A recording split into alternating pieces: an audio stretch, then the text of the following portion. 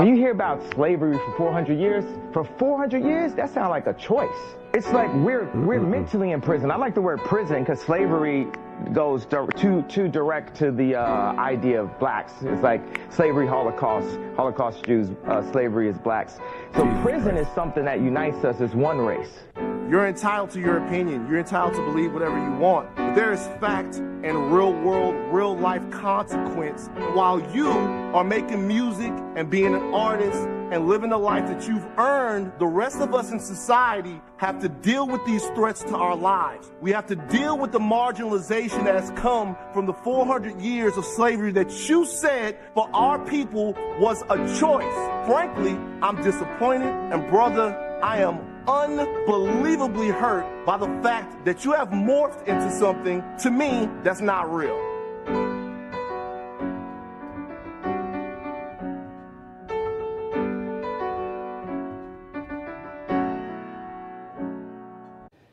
Hey, one goal, one thing, one move, man, that shit don't change. It's real niggas do real fucking things. Real niggas do.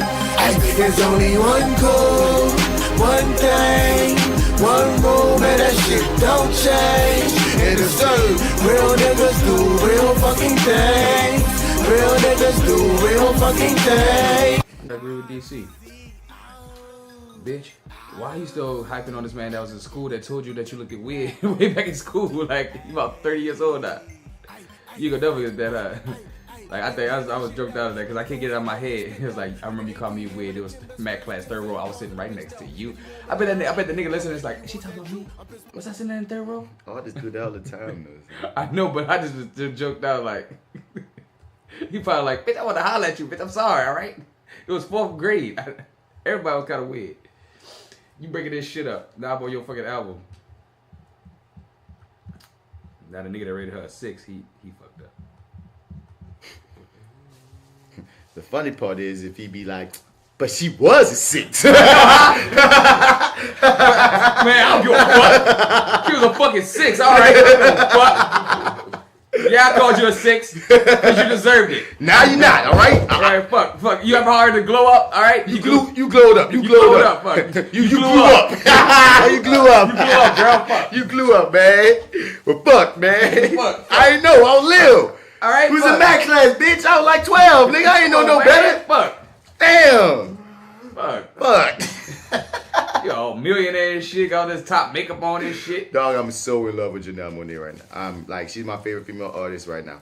That boy DC had me cracked up though with that pan-centric shit. Niggas said, wait till your boy they throw another. If you we're a little bit on the air now. Man, if you watch the video, you know they got that dude in there who's by himself with the 2 chicks.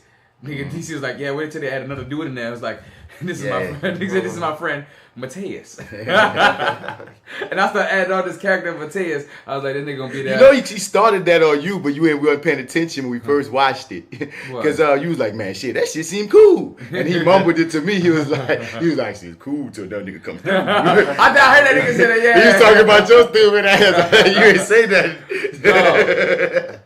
Cause, dog, cause he what can I say? Gotcha, man. It won't be paying no more. I just didn't think that Joe heard that shit. I just laughed. I was like, yeah, your average. Because your average nigga would be like, oh yeah, nigga with 2 bitches is tight. But then when you gotta be one of the bitches, nigga, what do you gotta say? This is my Mateus. Son, Mateus, this nigga playing a flute when you meet like long hair playing a flute. Oh my bro, dog. Any nigga name like that, this is Mateus. This is my friend Mateus. He'll be joining us in the love circle. Mateus, huh? It's like, my nigga, I could be. I like I said, I of course every nigga say I could have 2 girlfriends and shit, but that shit harder than them niggas understand. It really, when you read up on that shit, a lot of times it's almost harder to have the poly situation with 2 actual human beings that you have to give energy and love to, and attention and security. I think people think that it's a different level of commitment when you have 2 people that you have to satisfy, dude. People think they can just the other person that I guess in a sense not the main is like an off button. Like, oh yeah, you go sit in the corner and when I come for you, nah, but they be human beings with feelings. With feelings, nigga. Like, you hear me? You can't Like, you know what I mean? They have situations like that where it's like, okay, this is the couple, we the man couple, but you our girlfriend. But that's not every situation like that, is all I'm saying. Nope. And sometimes that situation get a little funny, too. I mean, everything got its pros and cons, but I just say, dog, you can't hate on a woman if she got 2 boyfriends, if you about having 2 girlfriends. You can't hate on that shit. Now, if that you... old movie with that, remember that the 2 dudes that was real best friends and they was dating this girl, but the girl got kidnapped, so her 2 boyfriends had to team up together to go fuck these niggas up to find her? Never seen it. Dog, I remember that movie and I want to catch it because it really was about breaking barriers of what love is, because these 2 dudes knew each other. It was cool with this girl, and they was fucking with her. And that's the only way that work too, dog. Like, just how, like, the sister wife situation, the women have to be friends and actually fuck with each other. Right, the homeboys had to be cool. Them niggas gotta You can't be cool. like, man, I ain't fucking with you, and you fucking with this bitch ass nigga, man. You feel me? Now, it's on you if you have a preference of knowing if you could be a second husband or boyfriend or not. And I ain't saying that you just because... Can y'all niggas be a second boyfriend or not? I couldn't. Nope. I couldn't be. I couldn't be. Yeah. But... would y'all have a second boyfriend? Like, would y'all be like the first and have one? No. I couldn't even, like the one... I gotta be the only nigga. The one time I ever tried a threesome, the version with me, a nigga and a chick, my dick wouldn't get up. I can't even get my dick caught in the room with another nigga, son. So I don't see that being too fucking possible for me. But I would never hate on any woman that does it. And also, I'm not against hall passes. I'm not against, like, if my woman, like, we had an open relationship and we decided that I got this other friend or boo or whatever, and you got this other friend. I can handle that because we're not living together. I don't got to see it. You just doing your thing over there, and I'm doing my thing over here, and we got an understood situation. You feel me? Because it's like, my nigga, I stand by, dog. Like, you determine the rules of your relationship, son. Nobody can judge your relationship. So if y'all decided to be open, if y'all decided to be absolutely committed or monogamous, whatever y'all decide, that's what's important. I do believe in fairness. I can't be out here getting pussy on my girl, and she ain't allowed to get no dick. Like, that's fucked up. I think, dog, that is something that I always am prideful about when it comes to me and my niggas, dog, as we get older. The fact that it was like, we can't, like, back about 10 years ago, that shit wouldn't slide. No, I would not have been saying this. No. It's experiences and such that made me get to this really, point. They grew up on a nigga on some shit. Dog, ain't no way I would have said this 10 years ago. I'm not even about to pretend. You feel me? Hell no, I would have said this 10 years ago. 10 years ago, man, look. Fuck no. Like, a bitch is a bitch is a bitch 10 years ago. I ain't saying that, dog, but I know I wouldn't have been about being like, yeah, she could go get some dick. Right. I know that wouldn't have up. Not the Martin I first fucking met. No. I don't think it's the first any nigga I ever met. Like,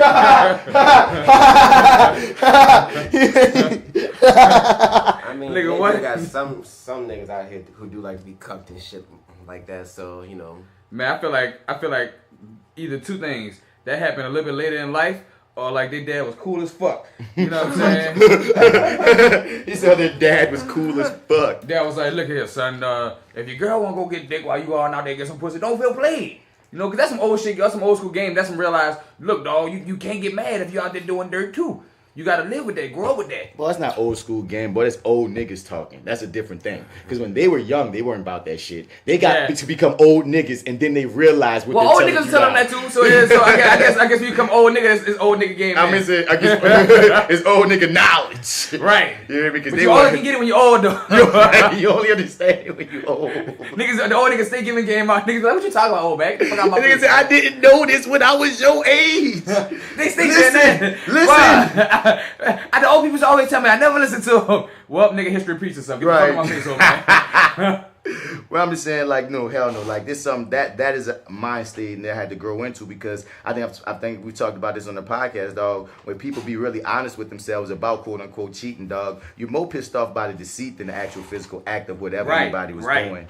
Right. You feel me? Especially as you get older and realize a fuck is a fuck. Dog, like fucking, like, right. Sex is not like it can be emotional, but there's some emotional parts to it, dog. But as many people have shown you, dog, you can have sex with somebody and not have any feelings for them. You bust that nut and you ain't even snap back. You can have back to reality. Right. Up there goes gravity. Up there goes rabbit. I think you can have sex with someone and even have like develop some kind of feelings for them, but those feelings don't override the feelings that they have for the other person who they really want to be with. I mean, that's the second layer. But what I'm saying is, generally speaking, you can male or female, you can just fuck somebody. Right. You know what I mean? You can. It don't have to lead off to no relationship. Like that. You ain't gotta like them. Generally speaking, it's just a physical action. You can do that physical action, and that's when you realize it's just. And if you let go of some of the the ownership that we teach each other to have, and that such and such, and it's a lot of shit's conditioning we are, and some of the conditioning we can't ever over or get rid of, but you can still understand where it comes from. And, you know what I mean, if you let all that shit go and realize, man, why was I really mad? Because that motherfucker got one over on me. That motherfucker was lying to me. That motherfucker didn't give me no choice. That motherfucker, you know what I mean? That's what you really mad about. That motherfucker deceived me. That lies a motherfucker, especially because, like, if you paint this picture that you're doing this, and this other person is really doing that, they really putting all the work in, and they find out, nigga, you been cheating on this thing we was saying.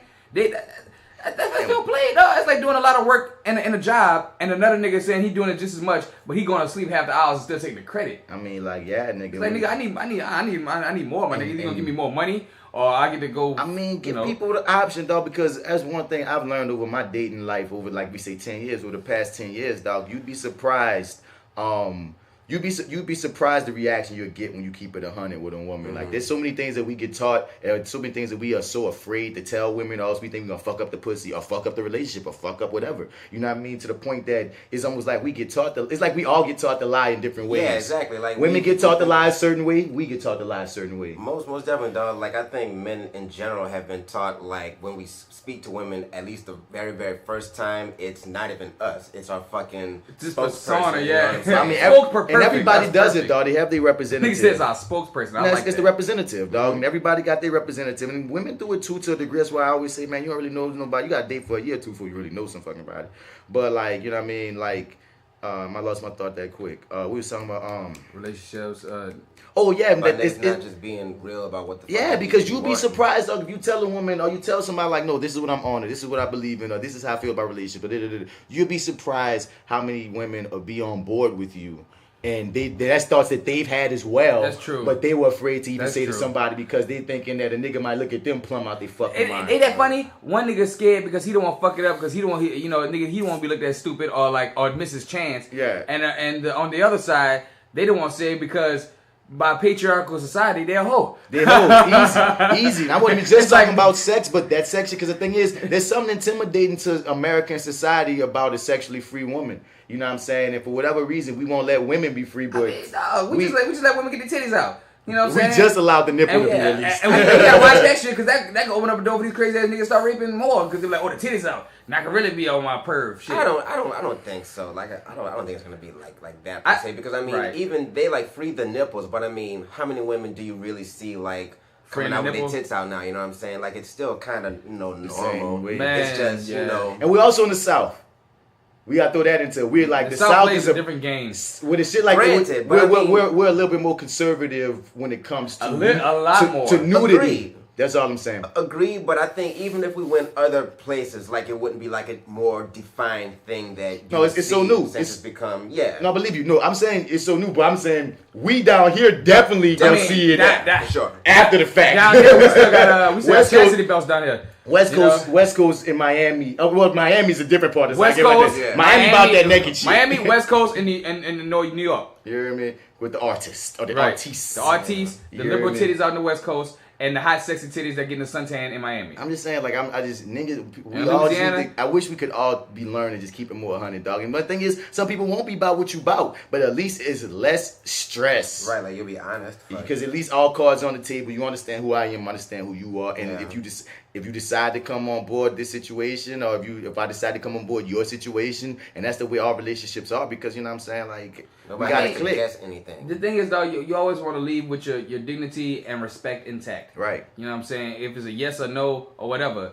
at the end of the day, you want to leave with the fact it's like, man, that nigga was some whole other shit, but I respect how he came with it. Right. I just don't want to have to read a motherfucker's mind. Like, I just want to know, like, what is it from Jump Street? Like, is this or that? Now, is that okay? Let me ask y'all fellas this, you know what I'm saying? Like, how do you feel about women who they say they give signals, but it doesn't seem like a signal, so niggas always afraid to reach to say anything because they don't want to be caught and be like, all right, I want to holler at you, but the signal you gave, you say it's a signal, but I feel like it's not a signal. Fuck all that. Like, to me, niggas just scared of being rejected. Yup. You know what I'm saying? Fuck so all that. It doesn't even matter. Right. Like, no, if she attracted to you, no, but wait. You shoot your shot, you gonna get your your target. But if she don't want nothing to do with you, it don't matter if you notice a signal or not. Right. It wasn't gonna work.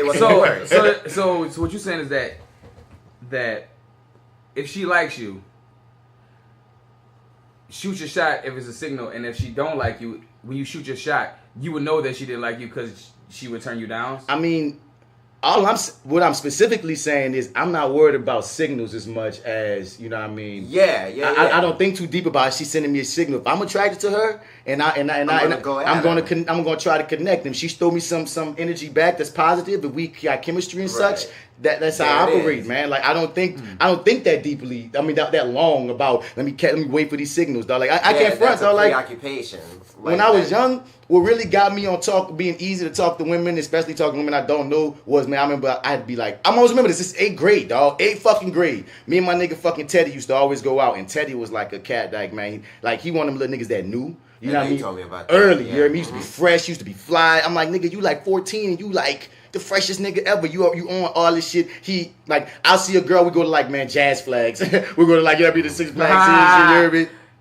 All these pretty girls that walk by me, I just look at them. I'm trying to wait for the eye contact, hoping they gonna look at me too and shit. Cause I think I'm handsome, but you know I don't know it yet. You know what I mean? And, you know what I'm saying? And as soon as I see a girl once, the next time I see her, he talking to her. It happened every time. Damn, this motherfucker just on it. Right. And back in Jazz Flags, dog. This is the getting the numbers written down days. Nigga, yeah. Like, I need to have a pocket full when I leave out this bitch, dog. So just fucking around with him, dog. He made me care about being fresh and shit. He made me like more like my nigga, like less fearful. Like fuck fear, son. Jump in that shit, son. It forced me to be able to have to, you know, find my way of how to talk to women, or you know, what I mean, my game or whatever have you. I don't want to call it game because you that's like alright. So now you really toughened up your skin. Yeah, those days, dog. Like you really got accustomed to like getting yes and fucking no. And rejections. It didn't matter to me, dog. And I actually went through my little playboy phase and all that bullshit. So like when it comes down to like thinking about signals at 30, like I'm not thinking that deep. Now if she throws signals and I'm catching them, it's definitely on. Like, I mean, it's great if you throw them out. I love a signal. Hey, son, if they fall up in your lap, it's a blessing. Yeah, I mean, I take a signal, but I'm not worried about signals. All I'm saying. Let me throw this element into them. Like, let's say, like, you know them, right? And y'all, in a sense, y'all got cool. But you like them, but you don't know if they fucking with you. But at the same time, you don't want to fuck up the friendship and mistake something that look like it could be something for you to open up that door to be like, what's ham?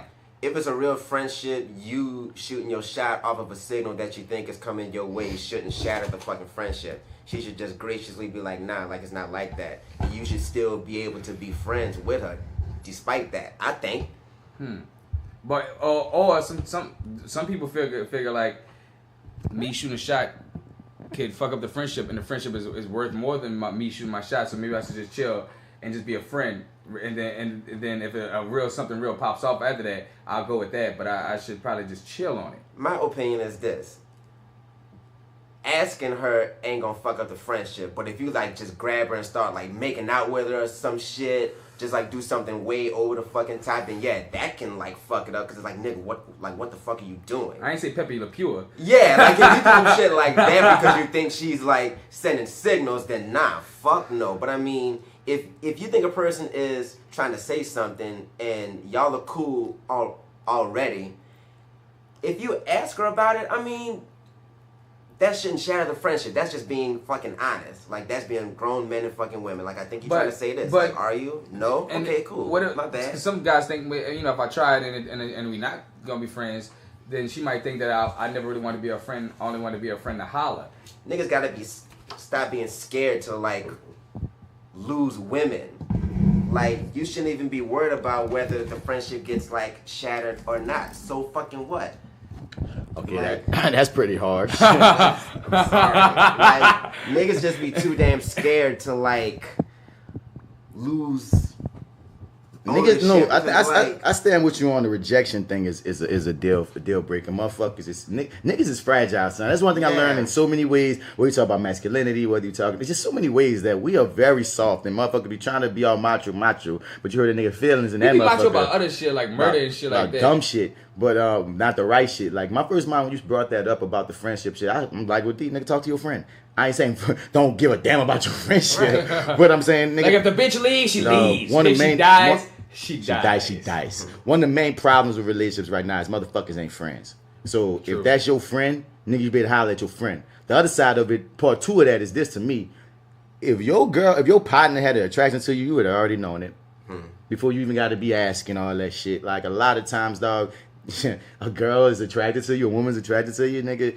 Women ain't that smooth when they want to holler or when they have an attraction. Even if y'all supposed to be just platonic friends. Your platonic friends that would fuck you flirt. It's still gonna be. Even your platonic. I also say this too. I also say that we might not ever fuck, but if the platonic friend is attracted to you, she will have thrown you something kind of way. Something very explicit. And if a motherfucker's not attracted to you, you will notice. You think to yourself, is that motherfucker ever regarded me in a sexual manner? Right. No. Like that. Nigga, I know some cats who... You can tell. We've all been there when you're dealing with a chick that don't look at you sexually at all, and you just... right, like look at you like don't even look at you like a brother, look at you like a sister. I'm just saying, you can tell. I be mad at niggas who we talking that shit. I know some cats that like I know some bitch cats, get aware. I know some niggas who sometimes can't leave a flirt as a flirt though. Oh, that's majority of niggas. Yeah. You mean who think that just because a motherfucker flirt they want to get your dick and shit? Right. Yeah. Right. And I think that's why I think I'm starting. I bring it all to the one of how niggas can be misconstrued of a signal or something like that. And sometimes some things, even though it's a flirt thing, it's not really a signal. I feel like that's been the conversation for the past fucking year. I mean, for many years, I haven't hit it. But for many years, because off the dump, like, it go back to what I'm saying, what we always saying. I always say that I feel like we learn to date wrong. But on top of all that, men and women, we do not learn each other the right way. Yeah. You know what I mean? One thing that really popped into my mind hard, and it's like, it popped in my mind even harder with that Janelle Monáe drop or whatever, and I ain't think about it hard up until like I just really took it in because I'm always talking about like me and you, Joe. We always be riding on Facebook a lot about how y'all hating on these women artists. You know what I'm saying? Yeah. So it's like whether it's Beyonce or Rihanna or whoever, sound like. And in my adulthood, I've started listening to more music from women, and I noticed to myself like growing up, I didn't like it's as a little boy. Like they got certain boys that like singers didn't singing little niggas. They always listen to everything, and they got certain cats who might have their older sister or their older brother, whoever that put them on like certain women R&B and they appreciate it to that level. I'm surprised that your grandma My grandma? I mean, see what I'm saying here? I grew up in a house with old people. I know, but I thought that you would like have it just by off of subconsciously having it just because it's in the house all the time. Old school? Old school. Yeah, you talking about old though. I grew up with 60-year-olds, man. So they listen to five-part harmonies. I mean, when I went by my mom, because I had a funny situation. So when I'm with my mom and shit, like certain degrees. But I'm talking about listening to whole albums. Yeah. I knew hits. I knew certain songs. I mean, I grew up in the fucking 90s and shit. Of course, I know all the hits. But as far as like a lot of those full albums of all these women and shit, and I started thinking to myself, like a lot of times, boys from a younger age need to be able to take in and appreciate the art and point of view of a woman.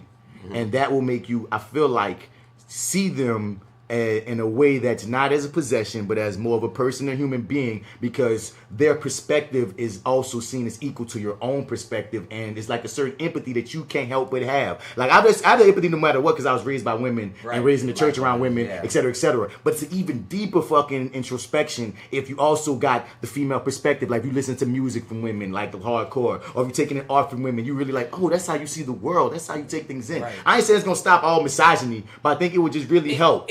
It would help. I see it as myself when I'm like loving this Janelle Monáe video and loving her words and appreciating everything she's doing in the whole emotion thing, in the emotion picture and such. And then something just dawned in my mind like, man, like I did not grow up like this, and that's a problem. When I can't, I might have disagree with you on that part of growing up, man. Only due to the fact that my mom. You can't disagree. It was my experience. I mean, no, because I feel like a lot of cats grew up like that. You know what I'm saying? They were not having that kind of women music in the house. I know a lot of cats, even if it was in the house, they was taught to like not listen to that shit. Yeah, because the thing is, if you have a mother, a black mom, you're gonna hear music, you're gonna hear this shit. But it's a difference between hearing it and having appreciation for it, or being taught to have an appreciation. My mother, for it. she was a performer and a singer. So she always had me give it appreciation of music as a whole universally. So for me, for a long time, music didn't have a gender. It just had, if it was good, it's good. And then growing up, the men in my life liked a lot of women things to give a lot of appreciation too. The first time I heard the Erykah Baduism album, I was 7 years old, and it was in my grandfather's CD playlist. You know, he was bumping that. And he would tell me like check out these songs. And these kind of things that had me on some shit earlier about like, all right, I like listening to women music when they make music. So when they would make songs, I rock with it. Now I'm not gonna lie. Would I be back in the day? Would I be out there singing it like I do now, all out in public? Nah. But that was a different time.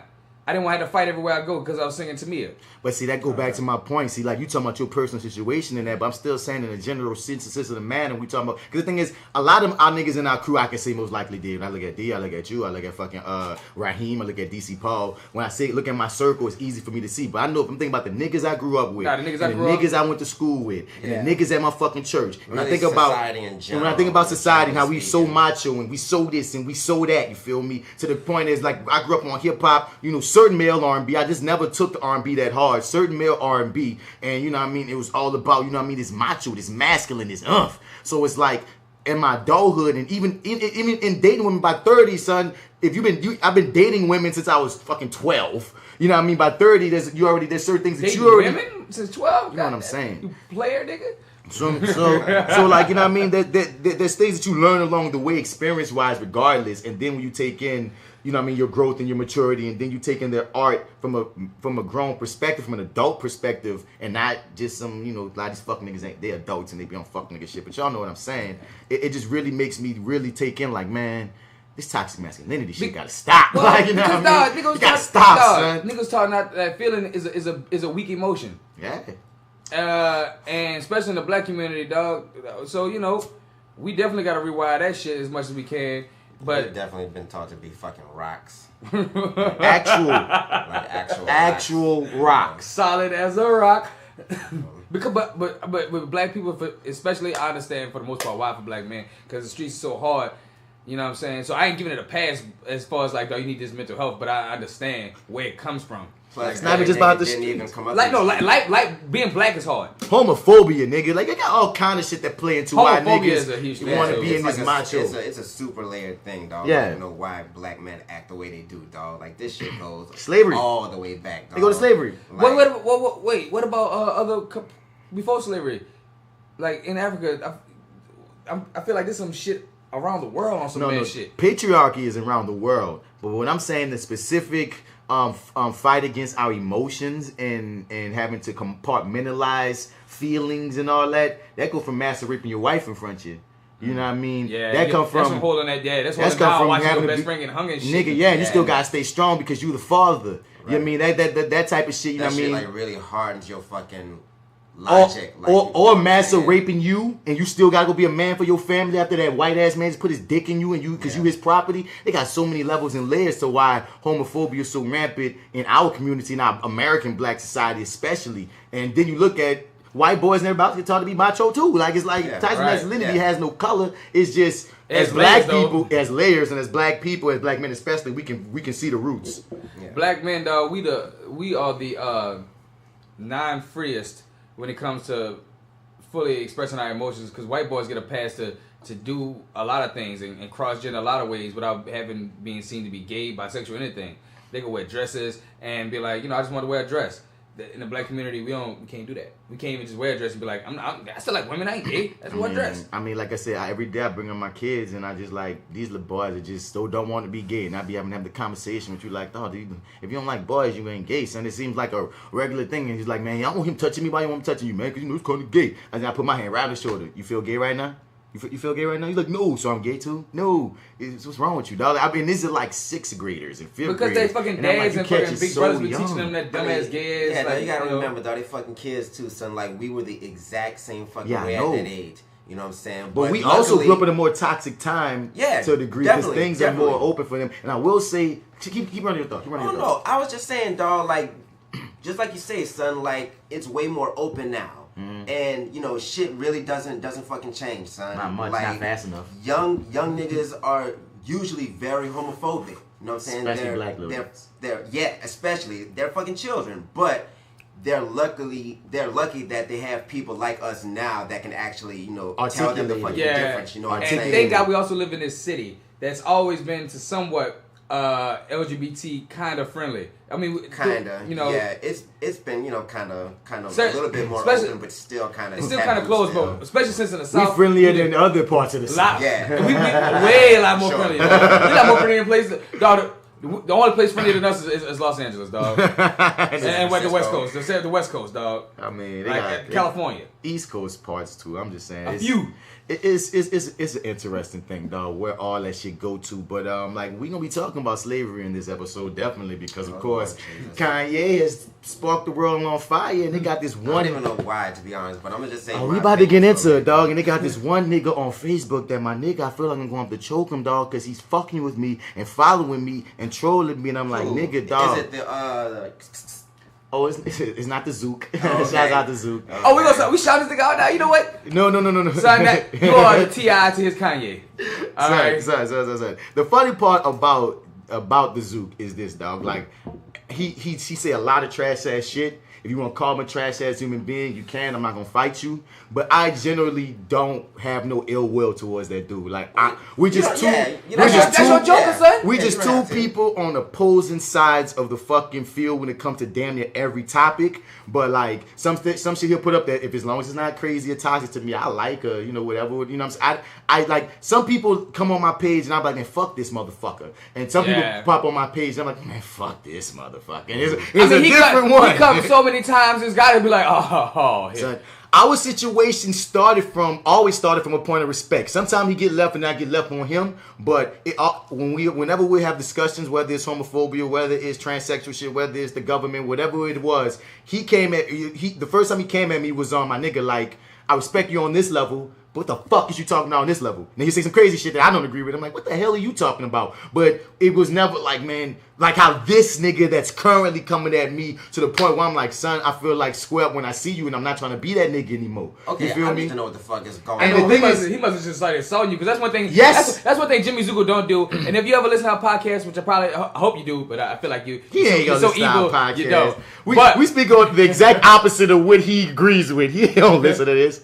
But that's one thing I will give your motherfucking ass. Even though I called your hands out, I definitely say you don't go into a whole insult thing. He don't start with dodge and run and do all this other shit. Like, don't insult nobody. He'll say some slick shit, or he can get smart at the mouth. He do get smart at the mouth. Yeah, I mean, with like, this motherfucker. That be mixed race. Yeah, he'll just say some shit that you'll be like, this motherfucker. You hear me? But it's a this motherfucker that I'm still not like to the point of fuck you. Now, some of your views, I'm saying fuck your view fully. He a Holocaust denier. What the fuck is wrong with you? Wow, they actually have those still. They gotta call them niggas like flat earthers. Dude, yeah, he said he don't fully disagree with, like, he's one of those cats. And that's when I'm like, I see what type of cat you are. Me and you are just not the same kind of cat. And that's the thing. That's when people come at me. Yeah, alley cat. Even when we talk about this Kanye shit and some of the views I have about that. Even in speaking my views on that, I'm still not like, fuck Kanye, you hear me? Like, I can have an opposing view with you and still fuck with you to some degree, or at least respect you to some degree. We just don't have the same view. But once again, what you just said, when you start insulting me and I even come at you and you start coming at me like legit, and I'm like, wait, hold up, son, like. Insult, like what? Like, what did the nigga say? Like if we talking about the level of, and this is the nigga that fucked your bitch, homie, and you whined about it on Facebook for like 2 weeks, homie, and you putting all your business about your heartbreak and your crying, and then again, I had to come at this nigga. I put that on blast on him at a point. I was like, nigga, yo, weak ass talking all this shit. We should introduce ourselves. This is that actor guy. Fuck, man, nigga blew me, son. Son, that nigga blew me, son. We've been talking for a minute. We've been talking for a minute, but fuck it, man. This is that actor guy, Martin Bats Bradford. You can find me on all your social media platforms at Mr. Bats. Spell it Mr. Outer, you ain't gonna find me. And as usual, I'm here with my brothers. You already know this your boy D-Mac, and you can fuck with me on Instagram at FrenchBread.kid, and you can fuck with my apparel line at YouDig. That's YADIG with dots in between. It's hot shit in the streets right now. You dig? Yeah. And we got one more nigga in this bitch. Passe motherfucking wine. This bitch, boy. It's about to go down. What's happening with y'all? This your boy AlphaJoe, fresh out of the gumbo, still deep in the rule. If y'all out in the streets and you're looking for me, you can find me at WBOK. Real talk for real times. Oh, you can't find me that. But we inside of here, bitch. Welcome to the Fly with Bats podcast. 52. Episode 52. Thank you, Joe. Episode 52. Side A, man.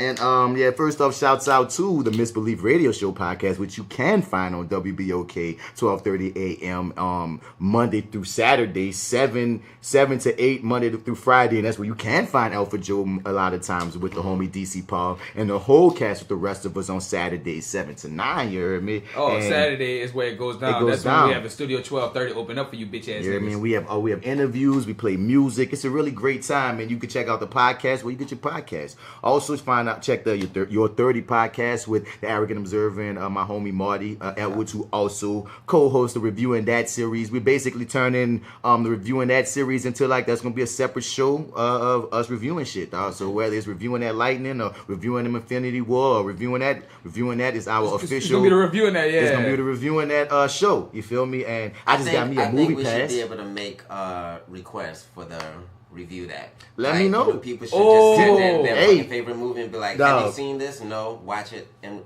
right. And the mastermind to my right just gave us a beautiful idea. So whether it's from my co-host over here, anybody listening, you can send it to FLYWITHBATS@gmail. No, I gotta make a whole review on that because I have a Reviewing That Lightning. For now, send it to Reviewing That Lightning until I make a review in that email. But send it to reviewingthatlightning@gmail.com if you have any requests of a film that you want to hear me, Marty Edwards, and the Lady of Steel review. And we got y'all. Right now, we got Jessica Jones coming. We got Infinity. Oh, no. Me, AlphaJoe, and Marty did the Infinity War one. That one is currently up, you dig? That's hot. That's straight off the plate. It's the hot shit, you feel me? And, you know, we going to be coming with it, man. As the year goes on, we're going to be diversifying this whole podcast network that we built in here. And that's one of the shows that we adding. But also check out Trilliterate Podcast, Metal Hand of God Podcast, Fuck With Your Herd Podcast, Books to Brains Podcast, or is it Brains to Books Podcast? I gotta go back and look at it. Hip Hop Nerd Podcast, We'll Figure This Out Podcast with my niggas Jay Skills and Wonder Grimer. Therapy Noir Podcast. Therapy Noir Podcast. Is that who am I not saying? I'm not saying somebody. Did you say Metal Hand of God? Maybe. Trilliterate. Maybe I know I said that. Everybody. Well, start on those, and we'll let you know some more to check out when we got our list actually written. I feel like that's what I see every week, like Joseph and his fucking and making all his Instagram and Facebook and Twitter the same handle. I always say I'm gonna write these podcasts down one day, soon, someday. Look, as long as I owe y'all's a name change, you'll never go without it. So yeah, on SideA, episode 52 of the Fly with Bats podcast, we always start off with the starter section. And this week's starter section, it's gonna feel like an etouffee. I already can feel it, I already can tell. And you know what I mean, I didn't want to wait all the way until we recorded Side B to get into a lot of these things. So Side B gonna be a whole other kick. But on Side A, we start with the starter section. It's the appetizer to the etouffee of the day on Side B. After the starter section, we get into Bats. Nerd out moment. Well, nerd out on some nerdy shit, whether it's comics, movie, TV, whatever in the media that has that lore to it, that's, on that supernatural side, I'm running it. After the Bats Nerd Out moment, we get into the question of the day, and then we tell y'all to go to Side B where you can find that etouffee of the day, where you can get that real sticky, icky combo. But once again, we going there today, y'all. But on Side B, after etouffee of the day, you get into that Daily Dose of America, which is your friendly reminder of just where you live and just who the fuck you dealing with out here in these streets. You hear me? Then it's that hero highlight where we take time to shine light on someone who's doing good in the world of pure D fuckery. And then we see y'all in the next couple of couplers, you feel me? So without further ado, let's just jump into this. Well, we already done jumped in a lot of shit. This is gonna be a fun one, man. Let's hit that starter section music. DJ. Fucking public for your damn lays. Lying about how much you had made. Rumors and shit that you handmade. Would you buy this if I sold that? Hey, what the hell is my soul at? The American need for American green is America's greed. That's the American dream. Black America too busy chasing white American dreams. But we sleep, so let's everybody eat and repeat. Where the fuck the cheese? Where the mozzarella at? Tell me where it be. Yeah, I'm a fiend. Sex, money, greed. Give me what I need. Where the fuck the cheese? Where the mozzarella at? Tell me where it be. Yeah, I'm a fiend. Sex, money, greed. Give me what I need. So, Like I was talking about earlier, man, as we all know, we talked a little bit about this in the last podcast, but you know, Kanye has set the world on fire. Oh my God, this nigga's marketing team, this nigga's publicity squad, this nigga's They're genius. Absolute genius. J. Cole, what? Who's talking about that album? Nobody. He came out with an album. Question mark. No. Everybody. Bill Cosby. Who? They even talk about Bill Cosby on no boys, son. We got Kanye. I ain't never thought that Kanye would make so much news like that to cover up all this shit for everybody else. There's probably a bombing going on. I won't even know because of Kanye right now. So unless you saw that meme where they made him white. Yeah. That shit was so freaky looking. I was like, Teddy Priggins. Oh my God. So, you know, all the hoopla, if y'all don't know this, y'all living under a rock. We're gonna just set the stage before we get to the conversation on it and such. But okay, so as we already know, dog, Kanye been saying some flagrant shit for a while.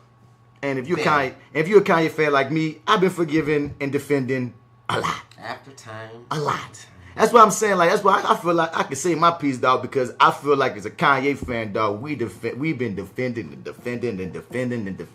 That's why, honestly, it's not surprising when he says out the box shit. My main issue all the time is, son, you on a platform and you can't be giving the motherfuckers that are here to take us down ammunition. And also, you can't be, you're a genius, and you know how to, even if you say something stupid, know how to backtrack or know how to reprocess it or what have you, that, you know what I mean, you know, sometimes you just say shit out your mouth, you don't even think. But people, your followers, will take what you say like it's the law, gospel, and now you've done something very dangerous. Whether you want to own your responsibility or not, the reality of the truth is you have a responsibility. Influence is one of the strongest mega powers in life. Influence is more powerful than money. And you have a lot of it. And you have a lot of it. So my frustration half the time don't even come like... Because Kanye, you a rich nigga in a rich nigga world. You just saying shit. You free. You can do that's what the fuck I was going to say. Yeah. That was one of the first things I was going to say. Not to cut you off, Go ahead, say your but shit. I mean, to be completely fucking honest, dog, I don't even pay attention too much to what rich niggas got to say about how poor people should fucking act. Right. You know what I'm saying? Like, you are completely you don't know what that is anymore. You're not in the loop no more. You are living in a completely different fucking stratosphere now. You know what I'm saying? Like that's first and fucking foremost. And it's like, that's why it's pissing me off so much that people are like giving this shit so much energy. Like, he's fucking rich. Like, what do you think he's gonna say? He's rich, and people wonder if he has mental problems, and they got all kind of things going on. Fucking, what is that, Botox? I mean, he had liposuction, and now he's addicted to opioids. Which I think is crazy. And he's addicted to heroin? I mean, he got addicted to opioids. Right, that is, damn. Because he was addicted to opioids off of the liposuction. Now this nigga a heroin addict. Which is what ironically heroin, killed your mom. Banging that shit. Like, liposuction killed your mom, and you ain't got it. That is a weird. That's another twist thing too. But the main thing that hit was he was on TMZ, and he let slip out his mouth. That 400 years of slavery sounds like a choice. Y'all saw the clip, right? Yeah, I saw it. And I even watched the 30-minute one. We also went on to try to defend black-on-black crime and saying that that's a thing. And I'm like, oh my God, Kanye, stop talking about shit you know nothing about, my nigga. Right. And your boy Van, forgot his name. Van Lathan. I just joined this podcast. Shout out to the Red Pill podcast with Van Lathan, dog. The Red Pill. I fucks with that. Yeah, son. That boy got him together with that real son. And like, you want to sneak him on the slick side. And what I was so impressed with was like how he was so articulate in that moment. Yeah, you fucking better be. You know what I'm saying? But that's hard. That's hard. When you know, because it just happened and he had all the right words. Because he had the right words the days before Kanye came. Right. He already, I think that just left it over the edge. It's like, my nigga already was feeling like, yeah, you've been tripping. And then now you said this shit. Slavery was a choice. What the fuck? Kanye, let me talk to you, brother. Don't be trying to hug me. Stop trying to hug me. I ain't trying to hug right now. No. All this hug shit, you might get. I might get some off your skin from hugging you. And what's transpired since he said that has been all these motherfuckers leaping on this bandwagon of the wrong fucking thoughts. And that's been blowing the fuck out of me, dog. The anti-black wave. Man, nigga, why? Like, and the thing is, I'm not against the free thought. I'm getting over the term free thought because I'm already over it. I'm over it because so much of quote unquote free thought is really anti-black shit. Why every free thought that I ever hear is something that's against our progress, and just because it's somewhat anti or somewhat sexy because it's provocative and controversial, why does that be at the free thought? But if I think my thought is not considered free thought because other people may agree. Because the fucking definition now of free thought is just a bullshit full license to say stupid shit without proof of facts and foundation. not have to be fucking responsible for what the fuck you saying. You feel what me? I'm saying? And the other thing that pissed me off about this shit, you say slavery is a fucking choice. My nigga, you are speaking from a perspective of a dude that has an education. You know what I'm saying? Like your perspective on race and slavery is completely different from the African chattel slave back fucking then. Right. Like you have no clue the fucking mindset of a black person during that fucking time. A nigga that came off the boat that never heard of. You don't even know what that is. Son. You say you would fucking jump, son. You are saying that as a person raised by the person you was raised by in the culture that you was raised in. If you were in that fucking time, your mama wasn't gonna be your fucking mama. It would have been a completely different fucking setup. On top of all that shit, I don't believe, this is why I said this getting to like this dumb nigga who came at me, who we gonna get to on Rattled. I feel like no living black person alive, I know that's redundant, but no living black person has any right and any nothings to speak on the times of what they would do at that time. Yes, that's disrespectful. Right, that is disrespectful to our ancestors, dog. You don't know what you would do. And for the people that had to do everything they did that got us here, you wouldn't be here right now. Right. You would not be here right now. You have no right. And when people speak on 400 years, they say that shit like it's like 2 days ago. They just throw that shit out. That is like a long fucking time. A lot of stories, a lot of context that you're ignoring. It's centuries. Right. And when you subscribe to the whitewashed version of history that they teach us as if we were victims and only Nat Turner and Harriet Tubman gave a fuck when there were thousands of revolts, so much shit undocumented. We fought and we fought. For all you know, we fought for 100 years. They fought at the very fucking beginning. They always were fighting from Jump Street. So it kills me when y'all accept this victimized version of our history, minimize that shit, and sit down and talk shit on our ancestors like them niggas was weak, we stronger. It's like, no, bitch, that's some strong shit they had to get to, and you shouldn't even be talking about woulda, coulda, shouldas. It's not fair, it's not right, and it's insulting as fuck, dog. Everything black folks did through slavery, whether it was jump the boat, ran away, revolted, or stayed and survived for the next day, it was all through strength, dog. Because the shit they went through was so unbearable, so torturous, so heinous and devilish that, dog, it was beyond anybody's imagination, dog. You talking about trauma, you talking about sex abuse, you talking emotional abuse, you talking physical abuse, you talking trauma on top of trauma, you talking Stockholm, you talking Stockholm syndrome, you talking PTSD. You talking about laws that says this too, so it's like this is something that's throughout the years and throughout time, it's gonna make you feel like this is part of the norm because there are laws. Like this is how life's supposed to be. Because people that came off the boat that came to America, they fucking knew. But as time went on, dog, nigga didn't know. For centuries. For centuries. For centuries. We don't even understand life 10 years ago. 20 years ago. Right. You know what I mean? You talking about 400 years? 400 years. And I'm going to pause this because everybody want to switch up Kanye words because once again, when you a fan of a nigga, you want to defend it. It's like, give him out. And he's talking, no, he really meant, man, the fact that it lasted so long, that the mental slavery was some deep shit. And I'm like, my nigga, I don't believe in speaking on none of that shit because nobody was prepared for it. And the fact that your own country, your own land was designated to go against you talking about foreigners that don't even speak the same language of each other, that have no place to go. You have no idea what it feels like to be stripped of your fucking identity. The thing is, Kanye West is trying to ride on this Harriet Tubman, only if they knew they were slaves, that would kind of make them weak. And it's like, and Harriet, when she said it, she never said it. Like, she never said it, and that's another thing. She never said it? She never said that quote. Damn. What was that? I freed 1,000 slaves. I could have freed 1,000 more if they only knew they were slaves. Research it. She never said that. But quote. All right, so I fuck with that quote. But she never said it. So that's so ironic.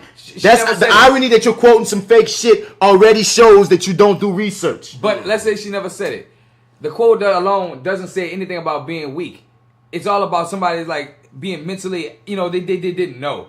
It's like I wish I could help people, but they didn't know. They didn't know. And being not knowing, that's not your fault. Because if you're brainwashed not to know for centuries at a time. There's conditioning. There's false starts. You feel me? There's times where even when they signed that paper, we still were slaves. They got setups. There's so many things that stop people. If you want, look at what the fuck they did to. They bombed the fuck in if we move forward past slavery, our city, the black city that they in Oklahoma, Tulsa. I got a fucking book about it. The Black Wall Street. They bombed they bombed that bitch. You know what I mean? So when you talk about and they don't even teach us about Black Wall Street. And that wasn't the only bombing. Because if you look through history, they've done many. But my point is this.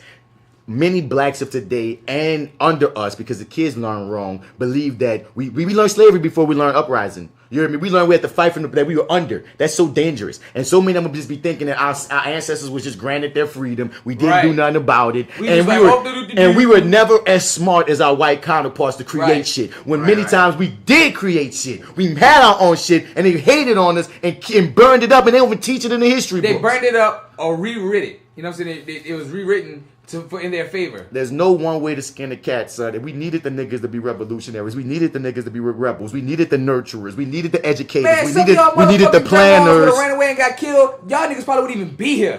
That's what I said earlier, dog. We needed the planners, dog. We need the people that sabotage people's cars, but they wasn't out there with a gun. We needed people who poison masks on the slick. We needed people who had to understand and learn the books like Thurgood Marshall. We needed all these things to skin a cat. If everybody was Nat Turner, and go Google Nat Turner, ain't even a legend of Nat Turner, motherfucker. But if everybody was what the legend of Nat Turner showed us. They said Nat Turner Boondocks. I don't even want to get into all that. Go research it. But what I'm saying is, if everybody was fucking Nat Turner, we wouldn't be here because everybody would have been dead. And they want to keep using this Killmonger quote. And we love that quote, right?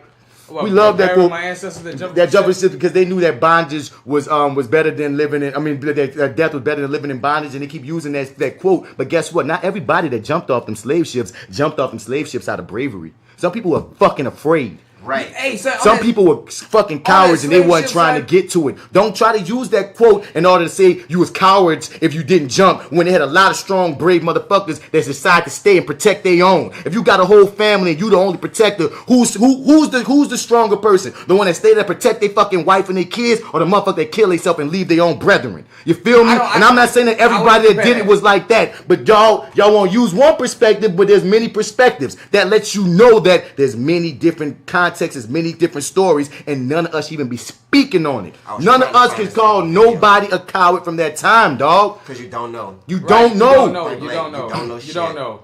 And it's wrong. And they got this one nigga, son, is the nigga that I was telling you about. He under all my shit now, coming at me talking about, man, that sound like weak sauce, man. Y'all sound like some weak motherfuckers saying that shit. I'm like, son, all I'm saying is don't speak ill of our ancestors that didn't kill themselves or die, da-da-da-da-da.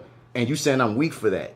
You hear me? What the fuck is wrong with you? Yeah, man. And I know I came from free blacks, man. So I know, man, you just one of them kind, man. Your kind. This nigga told me that my bloodline, I come from bloodline of Uncle Toms and weak niggas and shit. That's how that nigga was coming at me, son. You hear me? So, dog, I mean, like, dude, and I'm like, hold up. So I'm like, wait. So just because I know, and he was like, see, you kind of nigga, you saying you would never even fight. I ain't saying I wouldn't fight. I'm saying I don't know what the fuck I would do, nigga, if I ever see what I've seen. Nigga, if I saw my grandma getting tortured and my mama getting raped. I would hope in my spirit that I would have been the type of person to fight in some manner. I would hope it. But sitting in the luxury of hindsight, in retrospect, in 2018, in these comfortable computers that me and this dumb fuck are arguing over. Everybody's a fucking gangsta-ass nigga in hindsight. Monday morning quarterbacking on slavery niggas? Are you kidding me? I would not be a real nigga for real if I didn't say, but look, real nigga shit, I can't speak on that. I don't know what I would have done. I'm grateful for my ancestors and the sacrifices that they had to make. And even still, nigga, even if I don't even believe you even know if you come from free blacks, quote unquote. But even if you did come from free blacks, nigga, any black person living in that time had to do some shit that they was not proud of. Right. I don't say how the fuck you Period. free blacks. Like, period. Free, chain, it didn't matter. You lived in a racist world, and you had to fucking be somebody's time at some point because that was the world you lived in, dog. You still had to fucking like navigate the fucking country. To get your ungrateful asses here. Y'all motherfucking bitch ass motherfuckers. Your grandparents or great great grandparents had to do some shit. And if you gonna talk that shit, I want you to go to your grandma right now and tell her that her daddy, her granddaddy were cowards. If you that real of a nigga. Cause one of them niggas shined some white man's shoe. One of them. Somebody said yes sir when he didn't want to. Right, something. Somebody got fucked over. He didn't ride on that nigga or sneak that nigga. Somebody got called boy. Right. You heard me? Don't sit up. He try to sit up here and act like his whole bloodline was all real rebel GS niggas. Right, he trying to judge me, come at me. Killers. And no point in time did I say fuck rebels. At no point. I said y'all niggas need to stop shitting on any of our people. That's wrong. That's wrong. I'm never going. This nigga went so far as to he jumped on 2 different posts trying to insult me, come at me. I'm coming at that dumbass nigga. This nigga even tagged me on this post that Vitamin Q put up. Vitamin Q was sharing somebody else post about just say you're scared, niggas, if you're scared of some bullshit. This nigga gonna tag me in this and say this type of nigga you is. Boy, I went in on this motherfucker. And he get like it just was crazy. At one point he sent me these 2 nuts. Here go the nuts that you need for your testicular fortitude. I said, oh, them the nuts that your ex-girlfriend had when you was whining on Facebook for 2 weeks and making something dirty that bitch ass shit. Yo, he the type of weak ass nigga talking about this nigga talking about he down for the revolution, bitch. As soon as your heart would have got broken, you would have been out of the revolution. Talking about what you would have fucking done. You telling me that he's like your boy from Father Comes Home from the Wall? Nigga, don't go that deep on him, son. But like, dog, don't come for me, son, because I didn't come for you, dog. And you can't even articulate your points. Like, he's saying shit, and I'm looking at shit like, dog, Harry Tubman didn't say that, dog. You don't even know what the fuck you saying. He said there was so many historical inaccuracies. It's like when you look at our conversation, all he could do is insult. He never engaged me in any of the things I was coming at him on. He just kept trying to insult me. Because he didn't have anything. And all he kept on saying was, I must be Uncle Tom. My bloodline was bitch. This is weak. I'm this weak. And I'm like, I'm coming with this nigga with facts. And I keep on repeating my nigga. I never said anything was wrong with rebelling. I ain't say I wouldn't rebel, son. Like I said, anybody that know me, to call me a Tom, to call me a coon, you hit a trigger, nigga. Because I usually don't be cursing niggas and getting reckless on Facebook on niggas, dog. I went reckless, dog. I went so reckless on this nigga, and I could have went even worse, like worse. And I'm like, nah. So you know how you be writing shit and you delete it? And I'm like, okay, don't do that. Don't do that, bitch. You're still in a public forum, but fuck this fuckboy ass nigga. Because now you following me, you're nut calling me right now, son. It's like, now you on my nuts. It's like, nigga, leave me alone, son. You said your piece. I said my piece. You look like a fucking buffoon, and that is what it is. You didn't create a new enemy, dog. And he created an enemy. Well, nigga came a knocking, bro. You don't know. It seems like he gonna keep knocking. Come knock, motherfucker. I don't give a damn, son. But at least have your information together, dog. Because I'm like, son. Like that. I even told him, I said, you know what? I even felt sorry for you when you was going through your heartbreak in front of everybody to see, but not see why the motherfucker left your bitch ass. You hear me? Because nigga. Y'all throwing so damn. Dude, if I showed you the things that he said. I know your real life. Son, you was like, that was a weak moment for me, but your whole bloodline was weak because you a nigga that wouldn't have rolled and this and that. I'm like, my nigga, you don't know nothing about my bloodline for real. You just trying to say that to hurt me, but guess what, nigga? We got the proof online forever to show that how bitch made you is. At least be real enough to keep your shit to your fucking self. I ain't gonna never hit on a man for heartbreak. We all didn't have our hearts broken, but we had to go through 2 weeks of you whining and crying and all this all over fucking internet, nigga. Nigga, if you don't get your fucking balls, and you gonna offer me balls, talk about testicular fortitude, nigga, tell me about my fucking life, nigga. You don't know shit about bats, nigga. Nigga blew me, son. But back on this Kanye shit, dog. You heard me? Nigga. Because that's the thing. I even said this, dog. I said, dog, Kanye ain't pissing me off as defenders are. Because Kanye ain't even tripping. Dog, when Kanye said that shit, you could tell he wasn't even thinking. It wasn't like a proclamation.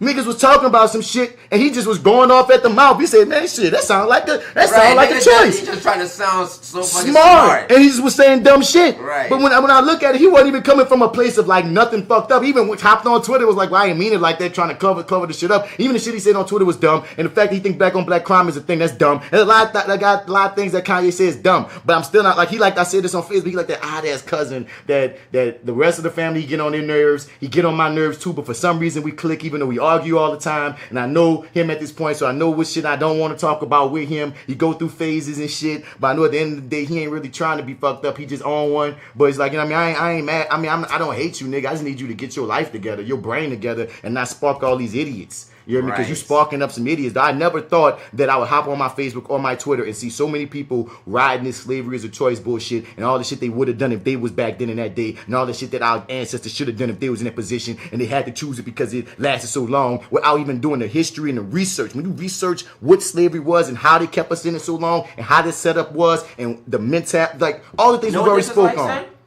No, this is exactly like Donald fucking Trump, son. It's the exact same fucking thing, dog. Son. He got up there and he says dumb ass fucking shit. He is the black Donald Trump. Yeah. And like you are so surprised at all the fucking racist people that's like gotten, spurred into fucking action by this shit. Kanye is the same fucking way, dog. Of course, now that he's fucking said it, they got other people saying the same ass fucking shit. And you black, because it's like with that free think shit on my dude, D. Like, it's so trippy that y'all free think motherfuckers are all saying the same shit. Y'all trying so hard to be different that all y'all sound the damn same. Right. And like y'all are really showing how fucking dumb all of y'all really is. Like a bunch of y'all niggas is really followers. Oh girl, like, y'all just follow the shit. And you black people are now, because one person tried to tell me, well, we thinking free and we just thinking different from the masses. I'm like, no, you can't. You're not thinking different from the masses. I never heard you say free thinker ever. No, peep this part of it. The masses aren't black people. They're white people. And white people who are the masses already loving the fact that you gonna think that slavery is a choice. Your dumb ass is agreeing with the fucking racist white people who are happy that we quote unquote chose to build America for them.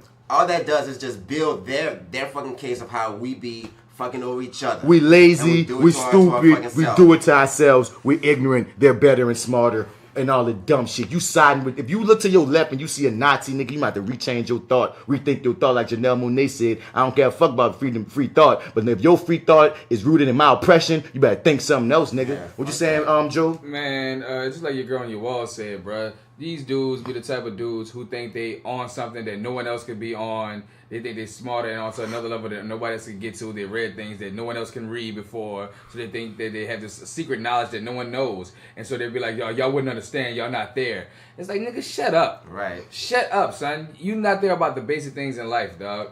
Because for you to agree with it, you obviously don't know history at all. You don't know history. You haven't really picked up a book. And you know what antebellum slavery is? You haven't Googled anything. Do you know what it is? So when the mother have a kid and that motherfucker got to be a slave because the mom was a slave and that's all he taught. Keep going, Joe. You're part of a fucking bubble, dog. You're in a bubble, dog.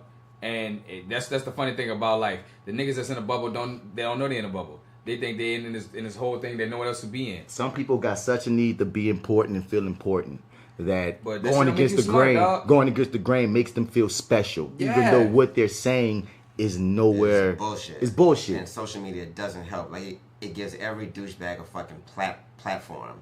And everybody want to look at everything. Kanye. The thing is this Kanye does say some valid things. But I said this already. One valid point ain't worth 10 shits from Zibul. You feel me? Yeah. Straight up and down, dog. Because that talk about love and shit and how we should try to, like how many times we keep on approaching certain situations from a position of hate and defensiveness. And if we try to approach more situations with our enemies or with people with opposing views with more of a mindset of love, that might make us a better country. I can believe that. You know what I mean? I'm not going to believe it to the point that I would make my album cover the nigga who killed my mama. But I can believe, you know what I mean, approaching certain situations with love instead of hate and defense.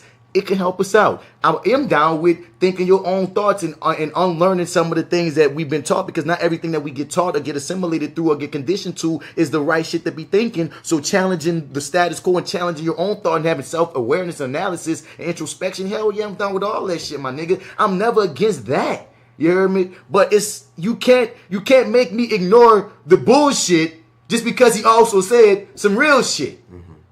Or call me a hater because I got offended by some fucking insulting bullshit. You missing the whole point. You missing the whole story. It's like, no, I got the whole story. And the thing he said and shit that shit is free.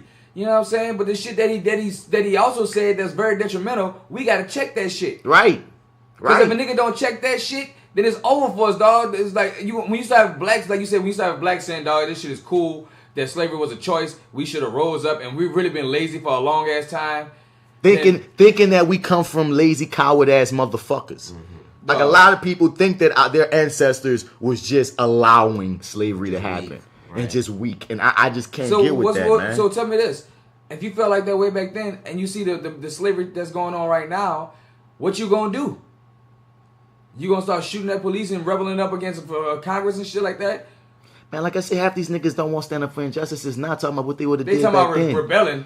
I heard a nigga say, nigga, you hate your job. You won't even leave there. You right. You won't even tell your manager nothing, nigga. You swallow pride ass motherfuckers every day, dog. You ain't even brave enough to chase a dream. You talk about you gonna chase the fucking revolution, nigga. That's a dream at that time. Niggas be rebelling on the internet. Nigga rebelling in the mirror and shit, nigga. You feel what I'm saying? Turn to Twitter fingers. Dog, that's all it be, son. I'm like, my nigga, like, you, these, oh my God, it's been such a frustrating thing. And then they got the people who be mad at the people who get mad. Like, man, why y'all mad anyway? Nigga, I'm mad because I actually care about people and I actually care about the fact that what you fucking take in, you hear me, and what our kids take in, what everybody take in, son, affects the next person and the next person, son. And once again, like just finding out that Harry Tubman didn't really say that quote, there's all kind of shit that will become legend and lore and become fact to motherfuckers, and they're gonna subscribe to that don't even be real or true or fucking right, my nigga. You cannot tolerate miseducation. Not miseducation, Kanye. Not misinformation, Kanye. Talk your shit. If you love Trump, love Trump. The Rock a Republican. I ain't hate nobody hates The Rock, right. But he also not saying. Bullshit, though. But he ain't saying he said slavery was a choice. He or saying I would suck Trump's dick all day. He just like, well, I'm a Republican. It is what it is. If you rich to a certain degree, I already kind of know you're a Republican. I just try not to think about the shit. Yeah. And I just hope that you know what I mean. You just ain't with the fuck shit. You hear me? That's why I just hope. You hear me? But it's like, my dude, like when you go to the level of, once again, false information and, you know, disrespecting our ancestors and getting other people on this whole brigade, it's harmful. That's what we just got to keep saying. At least he said you had a large brain, so he thinks you're smart. Man, ain't gonna think I'm fucking smart, dog. You looking for people listening? I got this thing up with me and the guy that we didn't name, the fuck boy. We're going back and forth a little bit, and it's like, dog, like, man, like I said, it's on multiple posts. I couldn't even begin to show you. So why did he even said anything to you? He just went under my freaking post where I'm talking about it being like everything we saying right now. About, dog, no living person should be talking about what they gonna do, and that's fucking fucked up even beyond and that. Out of nowhere, he was like, all y'all, bitch. And then he said, all y'all on this post sound weak as fuck. That's what he started with. You know what I mean? I said, you can't, because I'm saying, dog, you can't be like. And then it came out the gate. Nigga, he came out the gate. A lot of you sound weak as fuck. Harry Tubman said she could have freed 1,000 more if they knew they were slaves. You think people weren't on the plantation trying to snitch on Harry and Nat Turner? When did I say that? They were making a choice to stay slaves. What the fuck are you talking about? So now I see who their descendants are. A bunch of weak minds on Facebook. That's how he started this out the fucking gate, man. Dog. Fuck all y'all. Out the gate. Lee. Fuck your clique. Fuck your nigga and the clique you claim. You hear me? I'm like, dog, you well, came at least out. That nigga had some. Boy, that nigga down there that came. Hey, whoever seen the movie? You seen Hoodlum? Yeah, I seen Hoodlum. Remember when your boy said, I got nuts big as you and got killed? Big nuts. No brains. No brains. I mean, boy, that nigga, and he just, like I said, he kept coming with these faux facts. I'm like, son, you so woke, but you don't even know real stories. You just saying shit. Like, you tripping me out. Like, you can't be woke and not have no information. Did you tell him that the quote was fucking false? Harry Tubman never said that. Go get your facts straight, woke brother. Your weak-minded ass don't even know the true story about Nat Turner and want to talk like you the road-on master. There's more than one way, like I'm saying, more than one way to skin a cat. And if you believe only rebelling all day was the way to go, then you don't even understand strategy or macro thought. Yes, we need the rebels. We also need the educators, the nurturers, the thinkers. So many complexities to this topic. But you two lost in your own makeshift fantasy of what you would have done and who you would have been that you can't see past your own ego. You lucky to even be here because of the people that had to do what we couldn't fathom. Anybody that's here had ancestors that survived by any means necessary. Now, if you was to shame them, shame those that weren't Charles DeLong, look him up because I know you don't know who the fuck he is. Loving our ancestors should be the only thing we should be doing from our comfy 2018 positions. Shut the fuck shit up, man, because you clearly have a problem understanding nuance, context, and empathy, as well as having a skewed view of the times. And then, like I said, we start going back and forth, dog. All I can imagine is him trying to run away, and they catch him, and that first lick of that whip hit his back. That boy, like, he ain't never felt that. Nigga, he ain't never felt a whip on your back, boy. And what he keep telling me is, like, I keep on running. You doing a lot of explaining for someone who wouldn't have done anything. How you know, bitch? And my people were always free. So you may not have been here, but I still would have been. So you are descended from the ones who kept their heads down. Some of us just weren't built with testicular fortitude. He's trolling, son. He did not say anything. He can't, dog. He didn't address anything you said. And he never did, because I kept coming to him with facts. When I say, if you was to read every one of these things, and we went for a minute, and we're not about to read all of them, but if you was to look at that shit, we went back and forth on this one, on another one, and on Vitamin Q Wall, because this nigga tagged me in some dumb shit. You feel me? If you was to go through all them motherfuckers, you would see like, man, you hitting him, I'm hitting him with facts and real shit, and he just keep on saying the same. Like blah, blah, blah, fuck you. Yo, fuck your bloodline, you a time, your people was weak, your people this, your people that, you seem like a coon, blah, blah, blah. And only thing I'm ever saying is the nuance of the situation, and don't call none of these people fucking cowards. I don't see how you can pull that I'm a time or that I'm weak, I wouldn't have been about fighting, etc., just because I'm defending all our ancestors. Boy, you was a clown. I kept calling the boy a clown after that, dog. Because the thing is, when you start coming at my neck, you coming at my motherfucking, like, my bloodline, nigga. That's a next level insulting. You insulted my bloodline, nigga. Like, what in the fuck is wrong with you, son? Like my ancestors, Uncle Tom's. Nigga, dog, and you so real and you so that, and once again, we both talking on a computer. On the computer in air-conditioned houses. That's crazy, man, because that guy dapped me off last week at the Jazz Market. He was always dapped me off, too. This is our second altercation on Facebook. The first one is when he was trying to defend Bill Cosby. He's one of them slow-tapping motherfuckers. Oh, and he was like, man, them niggas talk about, you can't believe all them women, man. With the Quaaludes, I'm like, dog, Bill Cosby said he put the drugs, and he said he did it. He's like, man, but what's the difference between doing that and giving a bitch weed? There's a big difference between knocking a woman. Passing out. Nigga. You don't know the difference between fucking Quaaludes and weed? The fuck? I gave a girl X before the fuck. Nigga, something might be wrong with you if that girl didn't know.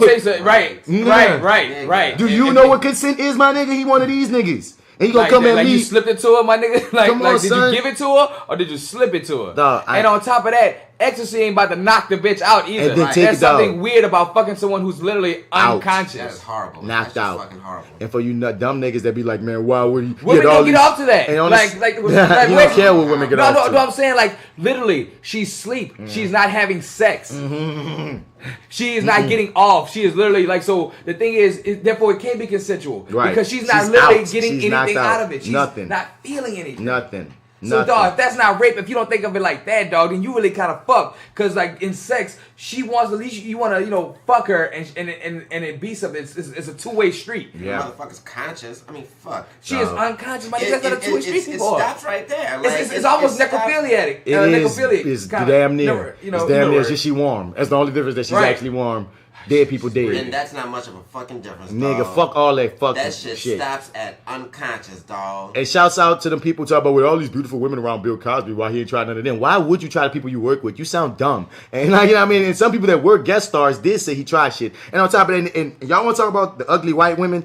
Go look up how some of them women look then. Back then. Yeah, because I had to get educated because I saw one of the present day photos. I forgot the girl's name. Oh, the lady, I forgot her name, fuck it. The model, the supermodel. Yeah, but like, Martin showed me one of her older pictures, and I was like, God damn. And they got a few of them that look way better back when Cosby was in his raping days. Oh, she's raping. No, he been he been raping since like from the 60s. All the way to 2014. Bro, he been raping. That nigga been on people be like a rape tour. And people act like Cosby didn't have the power of a white man back in the day. Y'all be like, I want a black man. Yeah, he wasn't a white man, but he was the closest thing to it. But you know what I'm saying? People be like, you was just a black man. Nigga, he was Bill Cosby. So he did a lot of things for the black culture. Nigga, for culture, not even just the black culture. And for black culture, dog. For culture, Bill Cosby is a fucking institution. Definitely. He had and you little no-name white women, y'all really could be silenced, nigga. Yeah, y'all could. Easy. Y'all could because he's a man. And if white men that's be on the same shit he on, be like, oh man, you just doing that shit and we fuck with you, Bill. We'll let you ride. Ooh. You know what I'm saying? Even think about that, Joe, because that was part of the business and the culture, which we learning right now. Yeah, white man was like, oh, Bill, you got caught up in that shit. Man, we don't really let black slide this shit because we gotta have somebody take the downfall. What you, Bill Cosby? We fuck with you, Bill. Bill Cosby. You know what I'm saying? We love Cliff. So come on, man. Roll. This was even before Cliff. We love you as the detective. We love you and Ghost Dad. I be hearing what people love Ghost Dad. Nigga, shouts out to Ghost Dad. Ghost Dad is so fucking I be wishing to this you day. Rapey motherfucker. I be wishing to this day I could jump through the phone, nigga. Exactly. When that nigga jumped through the phone, right, though. And he choked that little nigga up, I was like, ooh. I want $50,000 in small, unmarked bills right now. Or I'm going to the newspaper. Nigga Bill Cosby, man. Fuck that shit. I got popped up on this little stupid ass. Anyway, fuck that. Shout out to Gozak. Shout out to Gozak. Yeah, fuck him, dog. Bill, bitch, you guilty. And I'm glad R.Kelly getting muted finally. It's like, what took so long? Yeah, we can go ahead and mute that. You know what I mean? Mute that. Mute him. No, we need to jail him. We need to mute a lot of motherfuckers, honestly. That's because one thing I'm gonna throw out there, dog, like a lot of motherfuckers be canceling the wrong motherfuckers. Like recently, like niggas is mad at Issa Rae because Issa Rae made this joke that some truth to it, where she was feeling like, man, black women and Asian men need to start like checking each other out because was it a joke? Because I saw somebody in a book somewhere. So like, I mean, people say you should take it to a certain level of tongue in cheek because she's a comedian. That's the only reason why I say it's a joke. But it was in a book. It wasn't a book. But the thing what she was saying was basically like, you know what I mean, black women and Asian men are at the lowest pole. They're at least married. They're at least that define love, basically. You know what I'm saying? Like, and when stereotypically they get shitted on the most in media, they're presented as the least desirable. Unless they're doing kung fu. But Asian men and black women both get shitted on. Yeah. Like you say, black Asian niggas, if they ain't doing kung fu, fuck it. But like, yeah, so she was like, man, maybe them two need to start hooking up. And that made black niggas around the internet so fucking mad. Well, because niggas already hated her from a character she created on her show. So now they get some more shit to ride with about, like, see, they feelings from a show is really fucking them up because they're like, see, dog, she don't give a fuck about black men. That's why she y'all same niggas don't be riding on black women because y'all same niggas ain't riding on these niggas that be getting these women, these white women. I ain't got no problem with interracial relationship, but stay consistent, niggas. If y'all gonna jump on every black woman that get a man that's of another race, you to jump on the black men too. You up here singing songs from rappers who only glorify motherfucking foreign women and foreign women all in their videos. Well, if you ain't gonna go at fucking these rappers that's doing and talking all this shit and putting these fucking images and media shit out there that's putting it out, it's seeming like foreign women are better than black women for some reason, then you better go, nigga, keep your shit consistent is all I'm saying on that level, dog. Like you say, dog, like we always say, you can, as long as you ain't putting nobody else down, dog, fuck with who you want to fuck with. Right. You know what I'm saying? Right. But when you start putting other motherfuckers down, and that's the reason why you don't fuck with them, that's a fucked up thing. Like, I don't fuck with black women because such and such, that's fucked up. I don't fuck with Asian women because such and such, that's fucked up. You know what I'm saying? Unless let people love who they love, dog. Let people love who they love, dog. Because it's gonna come. We're gonna come back to a piece of this for the question of the day because this was a question that popped up on online too that got all these spins and I've seen this question. There's one question. That nigga thinks people were superheroes. I'm still reading. Oh, reading the crazy nigga and me go back. Man, my nigga was ninjas back in the day. Apparently it was ninjas, dog. We're gonna come back to this topic, dog. But just to wrap up the Kanye shit, dog. It's like, you're not just an entertainer anymore when you have 10 million people ready to ride and ride for you. You're not just an entertainer anymore, dog. Nah. And when you get to that level, I'm sorry. Influencer.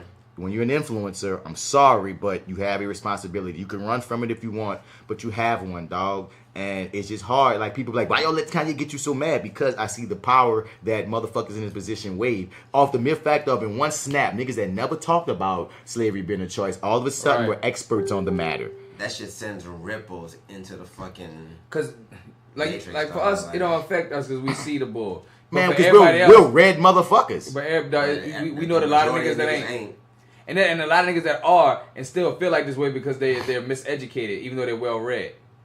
TLDR. Oh my God, son, man. There's one. I got a few things that just was shutting so much of that shit down. People was writing like, why did slavery? Like, this one in 1619, the first Africans. We ain't gonna get in that part, but talking about when they first came. You asked why did slavery last so long? The answer is complex and requires a basic history course, some knowledge about economics, politics, and the social history of race. The process of ending slavery in America actually began during, and they got people who break down everything about why slavery stayed the way it is from a political standpoint, from a medical standpoint. Like, my nigga, if you really want to do the research, you really want to read some shit, and I'll ride. Because the thing is, all y'all niggas riding on the slavery was a choice shit. Y'all don't realize that y'all riding from a false foundation because y'all already think that we was victims and we weren't. And you know what's funny, dog? False dichotomy. False dichotomy. What's funny is that ignorance this day is for shit like this is a choice. Because ignorance is a choice. Because most of this shit is a Google away. You know what I mean? And they saying like, you know what I mean? He's like, oh, Kanye was meeting the mind state. Man, I mean, Wendell Pierce got this nigga together too. Thank you, New Orleans brother, for slinging, sunning his ass. Everybody been talking about that shit. New Orleans nigga to do dog. I mean, that shit, Baton Rouge nigga, your boy, the nigga who told him that shit in TMZ. That's a BR nigga, Van. Yeah.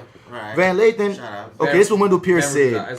It is clear that Kanye West is being sensational for the sake of publicity. I totally agree. That's why. That's why I'm not. I don't take it personal. People, a lot of people came and be like, "Nigga, why you so mad, Kanye?" Nah. After he came out that song with T.I., nigga was really on some like, nigga, son, he gon'. That song was fucking corny. I like the song. I liked it, but this is what I'm saying. Nah, think about it. It is corny now. This what makes it. This what really. What this is. I like the song, but this was what part of it I can say is corny and obvious, right? One day. T.I. says, I'm going over to talk to Kanye because I think I can help him. The very next day that song dropped. Bitch, you not about to tell me that y'all made the song that night. Right. You are now part of his publicity. Also, the day before the song came out, Chance tweeted that black people don't have to be Democrats. That is a line. No fucking shit. No, that's a line from that song, D. Kanye says that in that song, the exact line. Also, all you bitch ass niggas are in cahoots. You mean to tell me Chance didn't hear the song it's to say all a fucking publicity stunt? Chance could have said it in a different set of words, but he said it the exact same way. Nigga painted this shit right on your fucking face. Come on, dog. So I see the Why publicity. the fuck would Chance even say that? It's Out the blue. Right, because number one, he's all for the poor, which the Democrats in any political party, no matter what, sticks up for. I mean, for him to open up that. I can't say that fully about the Democrats. No, the Democrats I are better than two evils. I ain't saying that they don't fuck us over. No, I know what you're saying. The ideal is for them to help us out. You know right. That's the best way to put it. Yes, the ideal. At least that's what they claim. Right. That's on the mission statement. This was on paper. Republicans don't even try to claim it. They say it's not in their niggas ain't in the mission, all right? Or at least po niggas. Specifically not po niggas. Right. The Rock, you good. Kanye, you good. Zell, we got you. Ben Carson, my nigga. So this is what Wendell said. It's clear Kanye is being sensational for the sake of publicity. I could care less about that. But for you to use the murder and Holocaust, that's the thing. Another thing I said that got a lot of likes. I said, dog, you don't never see no Jews out here talking about the Holocaust was a choice. When? Find it. And according to Kanye, you can apply the exact same fucking logic. Yep. Hey, son, let me just bring it back. I wish a Jew would. Like I said, I wish a nigga would. I wish a Jew would. Bring it back to Jimmy Zuko, son. A lady who had a Jewish family member who's in the Holocaust. She's saying who got the tattoo. She's saying this man went through all this, and he's like, nope, not true. That's so wrong. He need to get his facts right. No, Jimmy believes that some of it happened, like a small percentage. It's not on a big scale. Exactly. But this man who actually lived it is telling you how big it is on the scale. Yeah. And he's like, fuck that.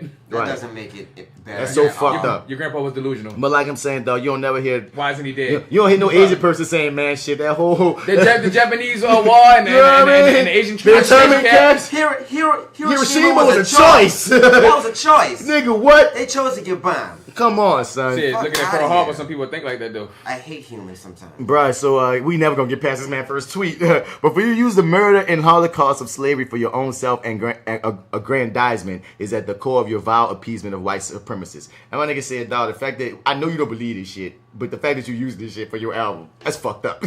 You glorified those that murdered our mothers and fathers, raped our women, and swelled our numbers with bastards. You, Kanye, embrace those who inhumanely experimented on our bodies to watch the ravage of death for decades in Tuskegee. True. You lift up those that taught us a religion that they disgraced and in the name of Jesus bought, sold, tortured, and killed in the name of God. Slavery wasn't a choice. It was a crime against humanity without a denouement of justice. My nigga, that's what I keep saying. Slavery was a circumstance. It wasn't a choice. Right. Anyway, that's what I'm saying. But anyway, back to Wendell. You, Kanye West, need to visit the new memorial of the lynching victims. Yes. Whitney Plantation of Louisiana. Yes. Goree Island. Yes. The Slavery Museum of Liverpool and learn about the suffering of this nightmare of human history. And you rich enough to do it, Kanye. You can do this at a snap of your fingers. Then visit the grave of R. Steele Harris, sold as a nigga in half with his mother, as he lost the rest of his brothers, sisters, and father to the darkness of separation, never to see him again. He was my great-grandfather who created a family he lost to slavery. Apologize to his spirit and the souls of all our ancestors who were denied the life of privilege you lead. When that is done, I pray the world chooses to forget you and the trite monotony you call music. I love his music though, Wendell Pierce. I ain't gonna hear his music now, Wendell Pierce. Hey, dog, some niggas gotta go. Some niggas gotta and fade away like that. You need to put a flag right there where everybody can fucking see it at. Kanye, he is a musical genius, but he is not a genius as far as like he's also a gay fish. Social philosophy and like politics and things like that. Like he's not a genius on that level. And he's he doesn't only love a genius in music. All right, so let me get this right. I'm a musical genius. That's right. Fish sticks equal gay. I like fish sticks. I don't get it. And I'm trying to attack every version of this slavery because everybody come with all these. Because I'm getting tired of all these. What he meant was no, bitch. What he said was. So like I'm getting tired of this. What he meant was. Now here go things. Then 10 things to consider before speaking on what slaves should have done. You know this nigga name? First, shut the fuck up. Yes, this guy named Brendan Dunn wrote this, and I had to share it, and I had to recopy it just in case people didn't read it. 1. Many Africans brought over didn't even speak the same language. Word. Can't form a union or plan when you can't communicate. 2. There were plenty and constant uprisings by American slaves. So let's not act like none of them ever fought back. 3. True. Slaves didn't have guns. I'm sure all you brave souls wants to be the first to run up on a rifle with your bare hands. Right. Facts. 4. There was no large slave community where you could call all the slaves up in the city and discuss options and then drive on over to help. Plantations were miles apart. True. C.1. 5. Most slaves couldn't read, so it would have been plenty difficult writing each other's messages in stick figures and emojis. C points 1 and 4. Facts. 6. If you've never been psychologically, physically, emotionally, and sexually abused all at the same time, I'm sure you have no idea how hard it is to come out of the feelings of defeat that manifest when you've been broken. Now imagine that feeling and multiply it by 10 and then multiply by everyone around you. 100. Exactly. 7. Haiti had, that's another one. People keep bringing up Haiti. Like Haiti wasn't fucking enslaved for all that time before they rose up. Like they didn't have to go through a whole bunch of shit after they rose up. Oh man, they got crumpled after they rose. Nigga, y'all bring up Haiti like that. That's once again, you get taught Nat Turner, Harriet Tubman, Haitian Revolution, barely, and you think that was all that black people did in history as far as revolt and go, and you think everybody else was chilling. Fuck you. Anyway, back to this nigga and what he's saying. Haiti had the help of British and Spanish soldiers in their fight for independence, along with the yellow fever helping to kill off many French troops. Once American slaves had the help of Union soldiers via something called a civil war, guess what? They gained freedom on paper. Once they had the numbers, because everybody's saying there's more of us than them. No, they wasn't. That's another thing, too. That's like calling people that went to the Civil War some weak-ass niggas, too. Nigga, yes, they had maybe one white family and a bunch of niggas, dog, but there's many things that go into that, dog. And once again, if everybody on that plantation killed all the white people, which did happen sometimes, once again, look up Charles A. Long. What would happen to them is they would get hunted the fuck down and murdered and then burned away from history and you never heard of them. And now you thinking only 3 motherfuckers revolted. Right. 8. Africans have been dying to escape slavery since they started being brought to the Americas. The Middle Passage is riddled with African bodies. 9. If all or most slaves that fought and died for freedom, I hope you realize what we keep on saying, that you probably wouldn't be around and have such high expectations and disappointment levels in what they should have done and didn't do. Which came first, the chicken or the ill-informed? 10. It's 2018 and we still have the struggle to be treated fairly, but I don't see us banding together as a unified collective to stop it now. Folks were more ready to fight in the 60s than they are currently. Some of us are so involved in judging our ancestors that we don't even notice our grandparents are discussing with how we are handling what they fought for. 11. Bonus round. We'll pick up a phone and record police brutality and post it on the World Star with Stark E outrage, but won't put down the phone to protect the brutalized. But you think slaves should have died for fighting for freedom. 12. I always felt like that. How are you enjoying that Ford truck, Disney movie, NFL season opener, Crisp Coke, Dove moisturizing body wash, and the hundreds of other products that have their roots in racist owners, advertisement, or practices? But you think slaves should have died for their freedom. People in glass cages should not throw ignorance. Big up to you, Brendan. I don't know who you are, Brendan Dunn, but you laid down real You're an intelligent motherfucker, that's for sure. Yeah. You read that nigga for filth. Son, he read everybody, son. Read him for filth. He read everybody, dog. Our celebrity worship in this country, dog, is dangerous. It's dangerous, y'all. Dangerous. And I just need more people to not only read books, because a lot of books are fucked up, but research where those books came from. Dog, like I said again, dog, like besides books, son, most of this shit, you can get this for free 99 on Google, dog. Because Google can at least get you a good starter. You can Google it, you can buy books, you can go to there's libraries filled with information. There's museums. There's your fucking grandparents who are alive right now that had stories passed down to them. There's so many ways to find out this information that, the eldest is information for sure. Being ignorant is a choice, dog. I don't fucking hate Kanye West. At this point. I do not hate Kanye West, dog. Kanye West is talking his rich nigga shit. I don't know if he crazy or not. I don't really care if he crazy or not, son. Bring the music, bring the album, do what you do. If you don't fuck with Kanye no more, I understand. If you don't want to rock with him, if you think you're cool, if you think you're a fucking poison, if you think anything you think that's negative, nigga, I can't hate on your fucking opinion because I understand. Some people can say he's just as bad as R.Kelly because he's sending people back for the ultimate fuck. Nope, not just bad as R.Kelly. I can't give that. Can't give that no light. Sorry. Kanye been fucked up, but R.Kelly is actually manipulating and raping girls. Sorry, I can't. That is the worst.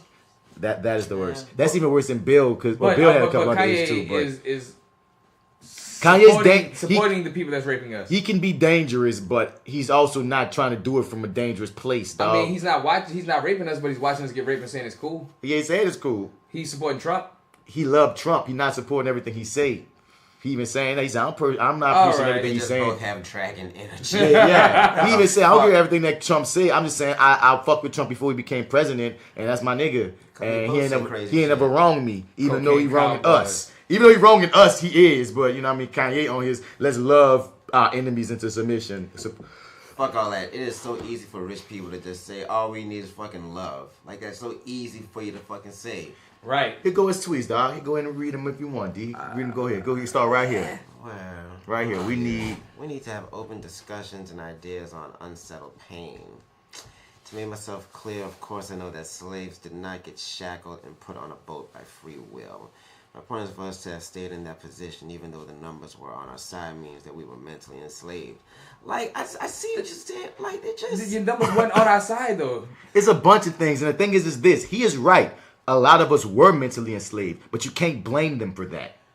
But the numbers weren't on our side, son. I don't know where he gets that. Because if that's the case, it would be on our side now because we populated more. They're talking about, like, the fact they had, like, 1,000 slaves and, like, 4 slave masters, not taking in the fact that they had the niggas with the gun. We already explained all this dumbass shit. But you talking about the country. I understand. Right, the entire land of America was against you. Right. The entire land. Like, there's laws and police. Like, you don't have to get off the plantation. Like, get off the plantation. You gotta worry about niggas that's not even on the plantation. Right. You don't even give a fuck where you from. Yeah. It's like the nigga, fucking this is the law. Dead. There's fucking zombies everywhere. And then if you create your own little community, they will hunt and find you because they have people specifically. That's what the original police came from. Nigga fucking catchers.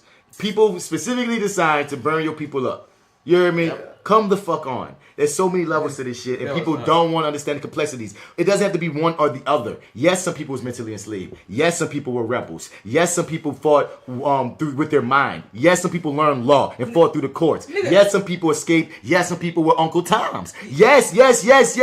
But none of us can blame them because no one saw it coming. You know what, dog? Niggas act like mental... Circumstance, not choice. Continue, my nigga. Niggas act like mental slavery is some shit you could trick a nigga into. No, this shit just had to be like, besides like mastery of words, you gotta be beaten and tortured into. More than trick a nigga into. They act like it's something that you actually choose. Yeah. Like you signed up for mental. You signed up for mental and slavery. You guys like blaming a rape victim. What was you wearing when you got mentally enslaved? like, you know... Right. And it's not like cult members that like mentally enslave you, but because they sell you a dream of something better.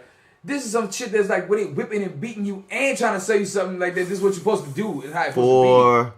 400 years. If you go with books on it, science that say that they show that you less than laws and religion. It's so much. Because once again, I don't think we're even. I said this earlier. I don't even think we're grasping the concept. And that's the thing. I understand why Kanye can feel the way he feel, but only through ignorance of the topic. That's the only way. And he even said himself he don't read books. That says it all. You heard me? He said himself he don't read books.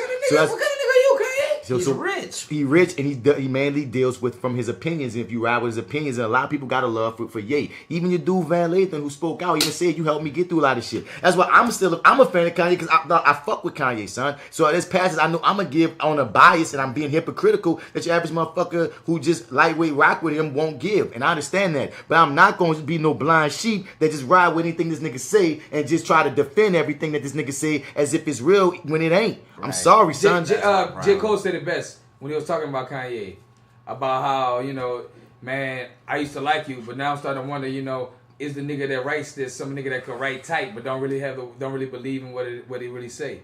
My son, I don't even know if he believed the shit he said that we talking about.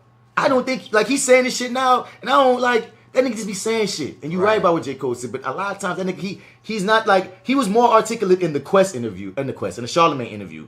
And in that interview, it was like an hour long. And even though some of the shit he spoke about some petty shit, but one thing that interview I will give him was, you got to see that he trying to tell everybody, yo, I'm just human. I'm a human trying to deal in a situation that's not normal, and I have feelings too. I'm going to feel slighted too. I can be wrong too. I can fuck up too. And I'm not trying to hurt nobody. I'm also a genius.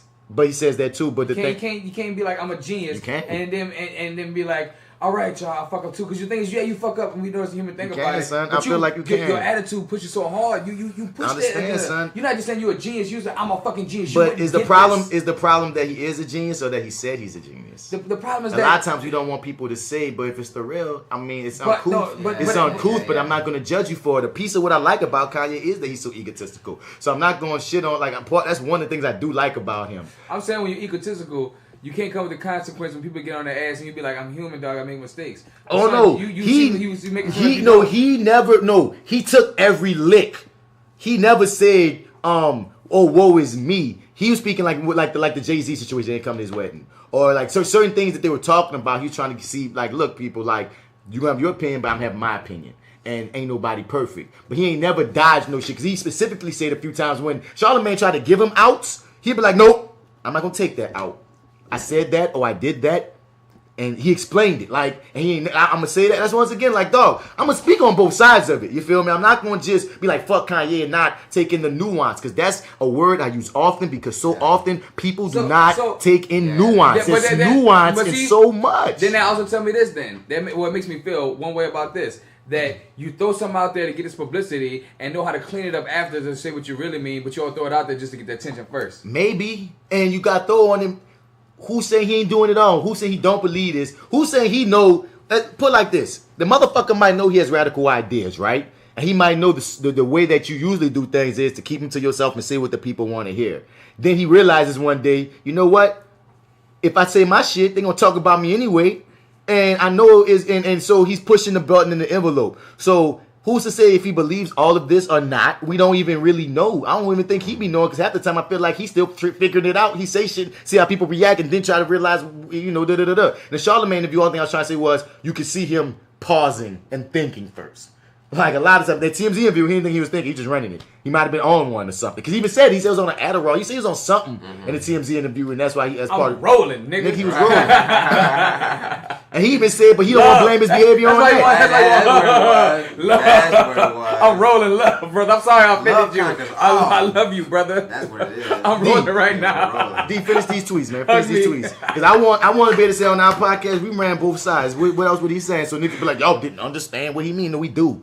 We said that nigga was rolling. We do. We just they don't know what's cut out our tongues so we couldn't communicate to each other. I would not allow my tongue to be cut out. So it's Kanye versus the media is modern day Willie Lynch theory. How? Tell me. He doesn't explain it. They hung the most powerful in order to force fear into the others. They can no longer stop our voice.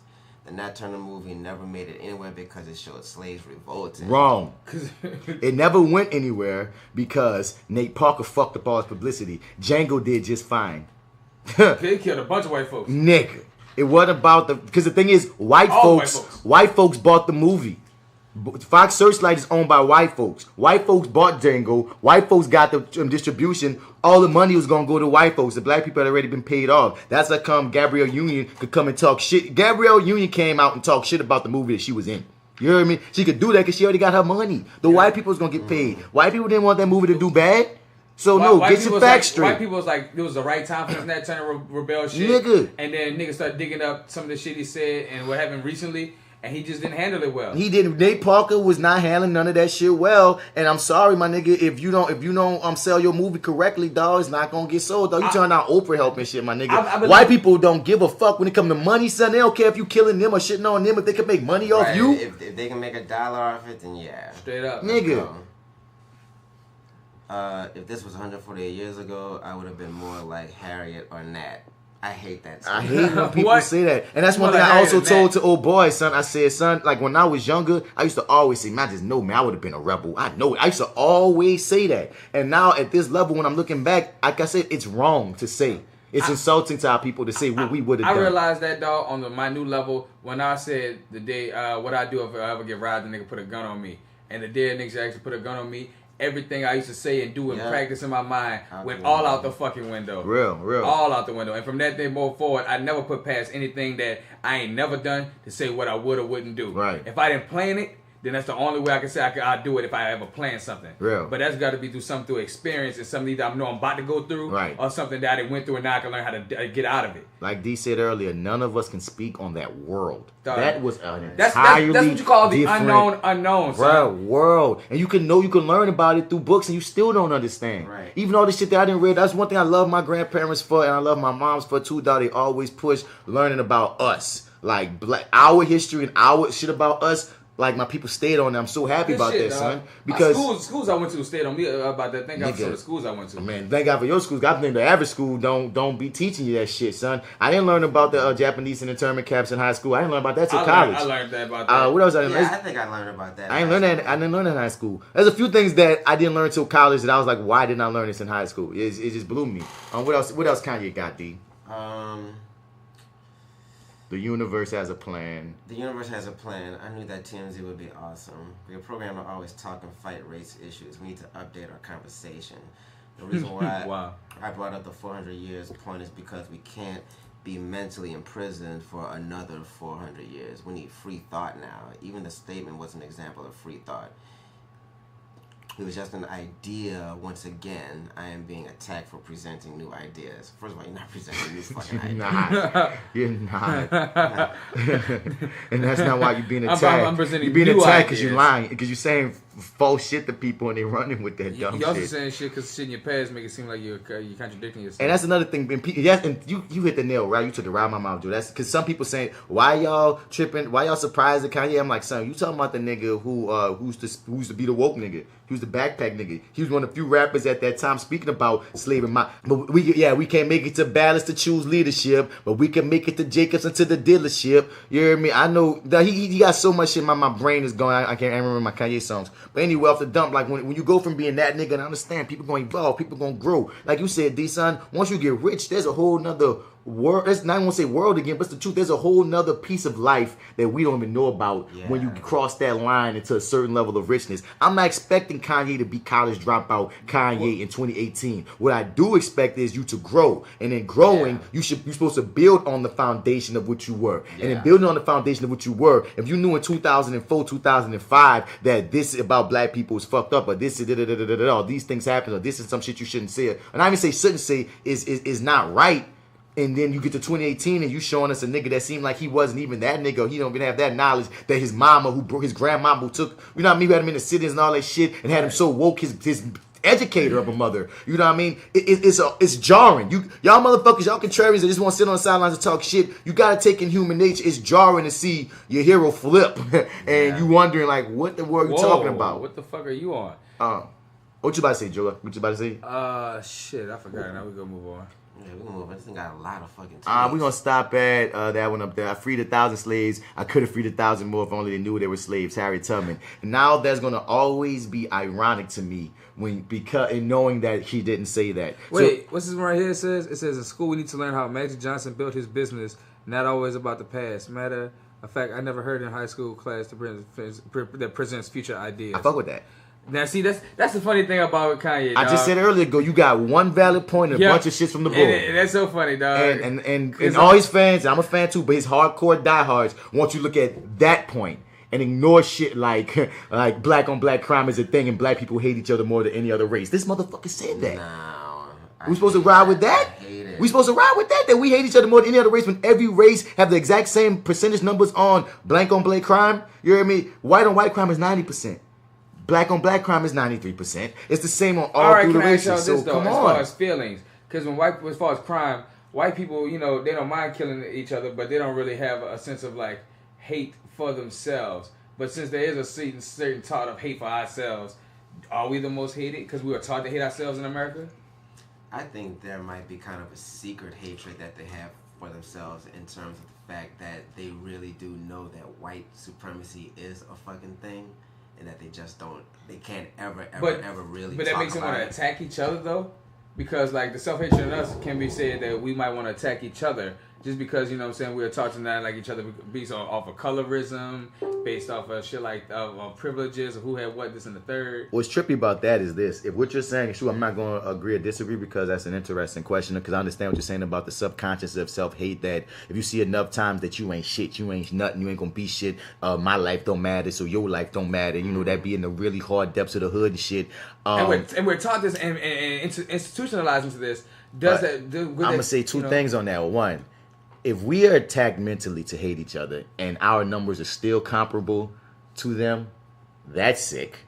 Yeah. Because y'all not even conditioned to hate yourselves and your numbers are the same as ours. Two, you're bigger than us and your numbers are comparable to ours. Mm-hmm. So that's sick. And three, white people's situation is more so like classism is for everybody. But our struggle is racism and classism. Their struggle is mainly classism. So their poor are taught to hate each other. Yeah. More so than ours. I know I say, dog, like, I still feel like, you know, white people in, like, a lot of ways do still do fucked up shit to each other. The percentages are there. You know what I'm saying, dog? Like, still, like, you know, black people do fucked up shit to each other. White people do fucked up shit to each other. Like, it's still that proximity shit. Because here go the flip on this we got to understand, too. Here go the flip. Poor. Like, you know, so therefore it's not really taught. It's just based on the economic status. Even rich white people be trying to fuck over each other. But even at times. That's our own business. But it's not because they're white. But let me throw this at you. Let me throw the other side of that subconscious shit about us hating ourselves. We're also, and it's the only thing that the racists got right, but they're really the minority of them, the radical racists that believe in white brotherhood, nationalism and shit. But us as black people, we really still, on the other side, love each other. Like we familial. It could be you and another black nigga that you don't know in a mostly right area. You gonna connect with him like, what up, dog? Yep. No matter what kind of nigga he is. So while on one side of us this dual, on one side of us is fucked up that we all get taught to hate each other. We also get taught to love each other because we're black. White people don't get taught. They get it. Yeah. They get it on some subconscious shit just because how the world is built that they don't even realize that they love being white. Right. You know what I mean? They're just white. But we get taught, love your black self, love your black skin, or even through it, even without the words, you feel more comfortable when you see your own, if you know even a piece of your history in this world. Something about being with a fellow black person. I feel like you don't have to know no piece of your history. But you do feel like what's going on. If you lived in this country, black, right? You be like, bro, I know somebody who know I know either been through some shit like I've been through, or can at least understand me, just because we look damn near the same as far as color. You know what I'm saying? So it's so many things, and a lot of times, and that's one of the problems that we saying this whole topic with this Kanye shit as well. It's like so many times since we get taught that we were victims, that people want to grasp on to the victim notion. And they don't even want to hear the new ideas, which are really like old ideas that you're not taught.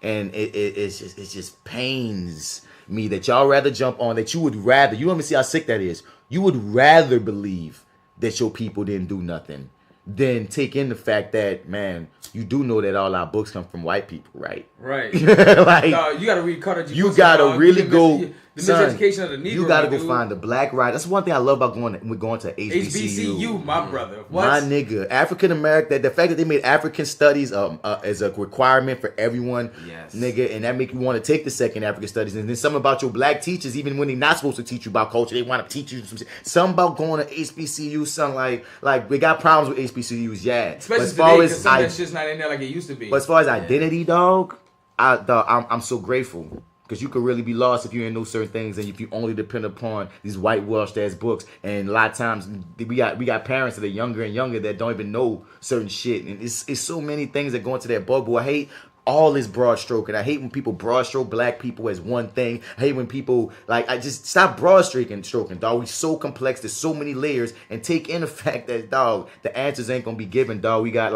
it's so much. It's hard when you, like I said, it's hard when you see the big picture and you talking to motherfuckers that don't. True. It's frustrating when you can see layers of things and be like, dog, there's more to it, to niggas that say, nah, this is just the hands-on things about it. Either you was about fighting or you wasn't. Hey, nigga, you sound dumb. Do you know this war is a strategy of war? Person is smart. People are stupid. Men in black. There's one woman, she on my wall, and she talking about how killing yourself or death was not the choice. It was a risk when fighting for freedom or escaping. Harriet Tubman didn't choose to die. She chose to escape. Her choice was a gamble that risked her life. I don't know why people acting as if the only choices were be a slave or die. I'm not here to say what I would have done, et cetera, et cetera, et cetera. And she's trying to say that there are other choices they can make besides be a slave or die.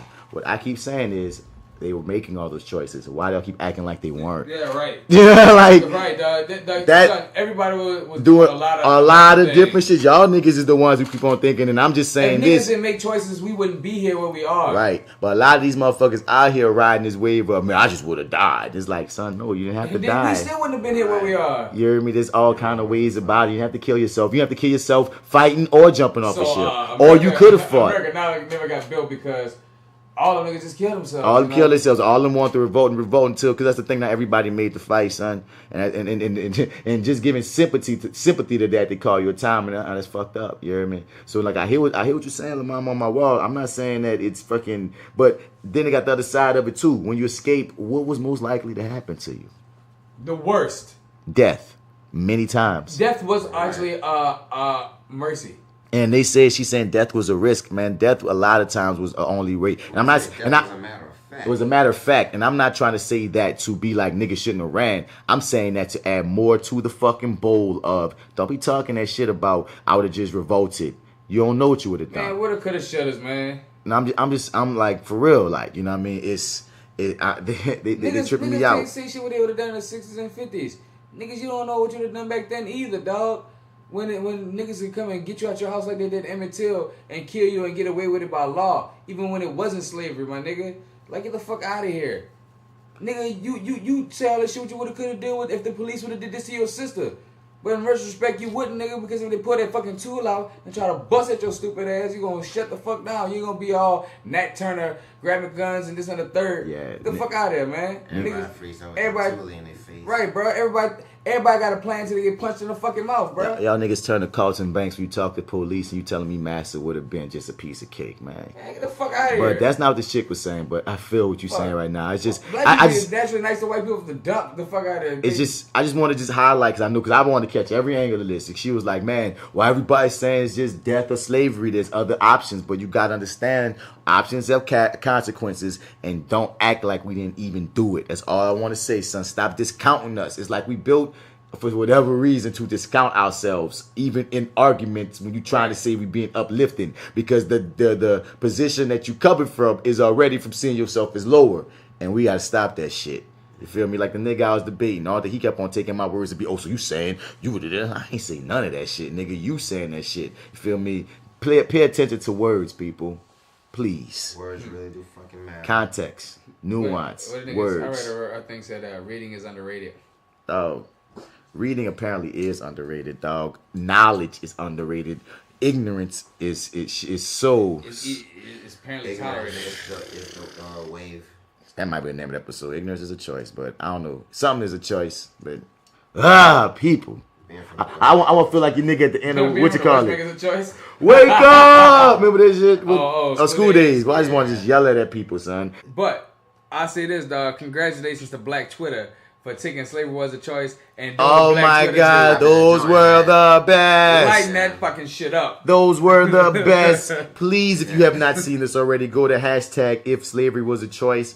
I love black people. I love us so fucking much, dog. We will turn any bullshit into something funny. That's how we keep our head afloat. Blame slavery for that, then. God damn it. Like, we're just fucking amazing at it, dog. Yep. I mean, some people are offended by it, but I find it funny, dog. I'm sorry. If you're offended on this, once again, just like the word nigga. If you're offended by it, you have every right to be offended by it, because black people have every right to feel offended by anything the fuck we want in regards to that topic. But I see the humor. I'm joked out. Right, it's so much humor, dog, because the irony of it, dog. Like, the memes they have is so beautiful. My favorite one is when your girl's like how he was when black folks snuck on Hispaniola. And your girl's looking like she was like, what's up, y'all? Got it, this bitch, what's up? My nigga, what about slave care? See, slave care saved. They said from career builder, Master Thomas got better slave care. Here's what I like, man. Nigga said, yeah, man, you going to slavery today? Who all over there? Like, what the fuck, man? Dog, my favorite one is, if you want slavery to stop, text stop to 18. Oh my God, son. Oh my God. And I do not agree with this Detroit radio station that pulled all the Kanye songs. Nah. They refuse to play. I don't know. No. Go play that old good ass Ye, man. You gonna play R.Kelly though? We haven't gotten there. Right. I don't hear nothing about R.Kelly. R.Kelly. For not playing R.Kelly. That's a real one. More people they should have been canceling him, son. We already spoke about Robert, dog. He should have been fucking canceled, muted, and all that, dog. I don't know why. Once again, we can't let fuck shit slide now. Yeah. I think only thing R. Kelly should ever get is "I Believe I Can Fly," and that's the only song he should ever have to ever play again. Can somebody just remake it? I don't know. Can somebody just remake "I Believe I Can Fly"? Then we could just completely cancel him. Can people just remake like the songs that we still like and then cancel him completely? No, we can't do that. Can we take the beat and then and flip it and somebody else just make a song that's kind of similar? No. I believe I can go high. It's still traumatic to the women that have been like victims. It's still traumatic. Even I Believe I Can Fly. Oh, because he might have been thinking of it. Ooh, he probably the type of weirdo nigga that's fucking little girls. Right. While he's fucking them and shit. Probably was trying to. Your wings. Oh God, it's fucked. The song's fucked. I can fly. It's a pedal song. Stop. It's a fucking pedal song. Oh God. It went from a graduation song. It went from a graduation song to a pedal song. Son. Oh my God, son. Because the thing is, he roped these young girls and these women in, off the fact that he's R.Kelly. He's the man that made Bump and Grind. He's the man that made I Believe I Can Fly. He's the musical genius. He's motherfucking R.Kelly. And this nigga, my nigga, he's singing. Oh my God! And the irony that most kids' graduations were this pedophile song. Yep. Oh God, gosh. That Quiet came in so G too. Well, fuck JT Jackson, dog. Like this nigga here, bro. Like he Kevin Hart partner that released that sex tape that got that man caught up. He's a funny guy, but sex tape extortion. He tried to extort his partner. How you try to extort your partner, son? Like that's some hard shit. Who you try to extort? Kevin Hart. He the reason why everybody know about him. Kevin Hart cheating. Oh, he tried to extort. I thought you saying it was Kevin partner that extorted somebody else, but he tried to extort Kevin Hart. So you don't come for the boss like that. Yo, nigga. Earlier this year, Hart was caught up. Not long enough.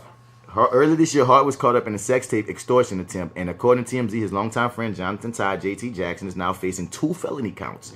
Jackson, who has appeared in several films with Hart, and most recently Marlon Wayne's Netflix movie Naked, was charged with 1 attempt of extortion and extortion by threatening letter. Apparently, Hart was shocked at this revelation that his friend would do him dirty. Mind blown, hurt, at the loss of words, and simply in complete disbelief at the moment. Wow. Hart was unknowingly videotaped having sex with a woman in Las Vegas last summer, and when the news broke, he immediately did damage control by apologizing to his then pregnant wife and made millions off the scandal by going on tour and making jokes about being her habitual cheater. Damn, nigga. That's what he said. That's how you clean up. I ain't know that's what he was doing. Damn. Well, and when you look back into how he did all with the grand scheme, it's like you did apologize first to her and to the world, and then you came back and did a tour, and really, like, in some ways, got right about yourself because, made some jokes, but got yourself together. That was so smart. Jackson produced. Now, I want to say this, y'all. We're not in no way supporting Kevin Hart being a philanderer. I just understand what you're saying. From business, if you're going to be in a hole, at least make the best of the hole. Yeah. If you're going to be a bitch, at least get money off being a bitch. If you're going to be a whore, at least get money off the whore. If you're going to still stay married to her and you're about to divorce and the coin still get wrong, you better make this shit right. You make it right in some kind of way, dog. But like I said, I have no sympathy for, you was fucking these other women, you got caught. You fucking philanderer. I do have sympathy for, damn, your nigga had to do you dirty though. Like that's where I'm like, right. If you got caught, it's nothing. But your nigga sold you. Up the river. Like you should get caught if you break an agreement that you made with your woman. I understand that. That's the karma in and of itself.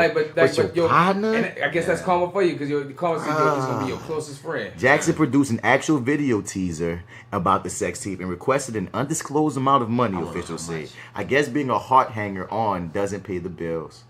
Oh man, you a hoe for that. That was a whole move. That's a whole move. And nigga was like, I want $2 million in unmarked bills. All right, no funny business. Boy, that's nothing. Get niggas smoked, dog. Hey, like, for real, son. Niggas smoke for less. Nigga, Kanye West's cousin did some.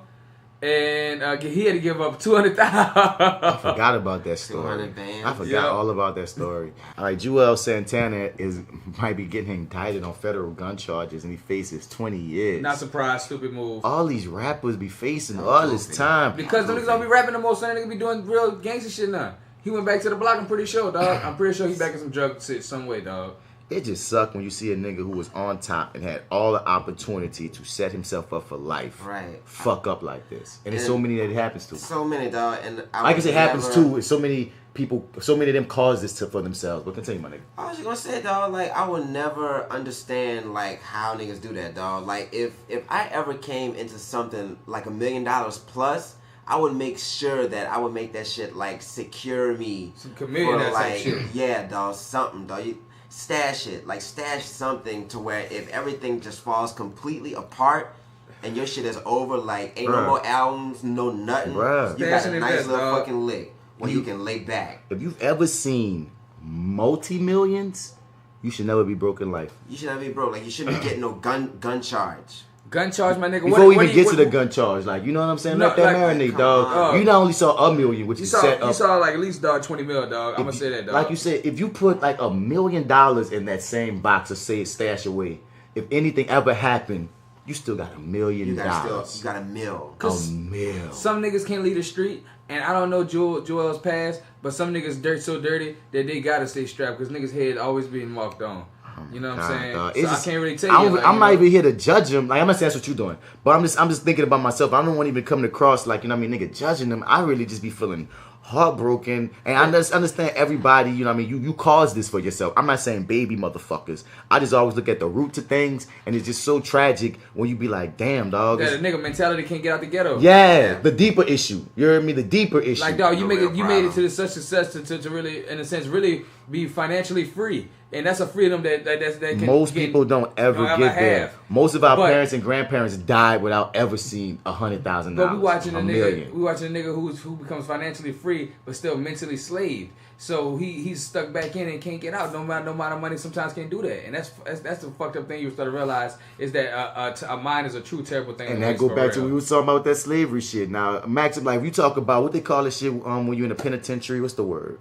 When you get institutionalized.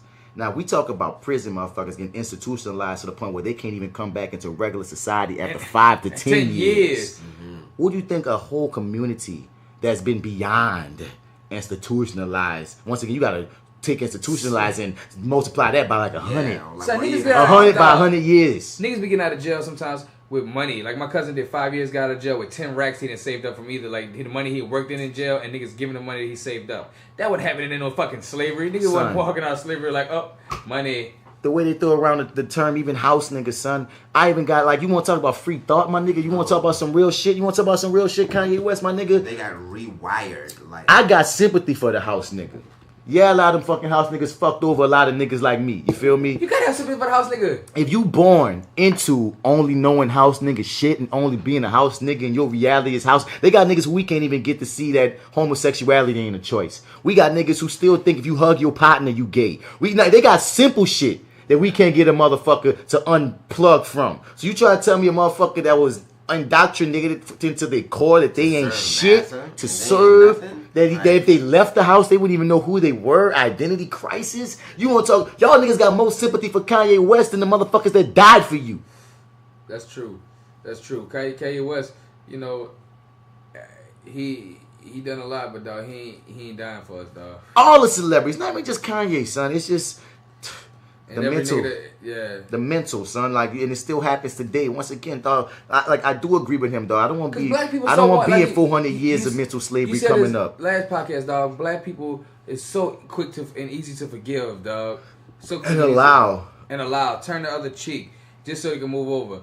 And I heard somebody say that if we stop talking about it, dog, it'll help get rid of our PTSD. No. But the thing is, dog, it's not that we stop talking about it. It's the fact that in some way we still live in it, and it still comes from it. Mirrors. You see the mirror, the reflection's still there. Right. Yeah. So you can't ignore the reflection that's shining back at you from 500, 600, 1,000 years. No, we're not in chains, literally like as free as we want, but they snatching niggas up and killing us damn near the same. The ripples. Right. They're still mad ripples, and you want me to ignore the ripples, and I'm not going to ignore the ripples, dog. Like, I understand. No, you should not be stuck in the past. No, you shouldn't let the past keep you in this position of being under. But my thing is, do not ignore the past. You have to know the past and know who you are. And I'm not saying start from the struggle, son. Start from the fucking African nations that's built from the bottom up. That also had slaves and shit. Then that's fucked up too. You feel me? But start from our positions of power. Tell the truth. Tell the whole story. Read the whole story. Research the whole story. It's like you said, ignorance is a choice, dog. It's on you if you want to sit here and believe the bullshit and be stuck in it or not. My thing is, dog, learn the good, learn the bad, learn everything. Because once you know your identity, then you know how to maneuver. Then they can't use them old tricks on you because you read that that's the tricks that they use. Then they can't pull that old shit on you because you peep. Oh, that's what they did to my peoples. And then you won't let certain shit fucking slide because you know, nah, bruh, never again. But that's only through knowing. And you can't sit up here ignorant talking shit, barely knowing, and thinking you big dog and you so fucking real and you so fucking free. Fuck that, man.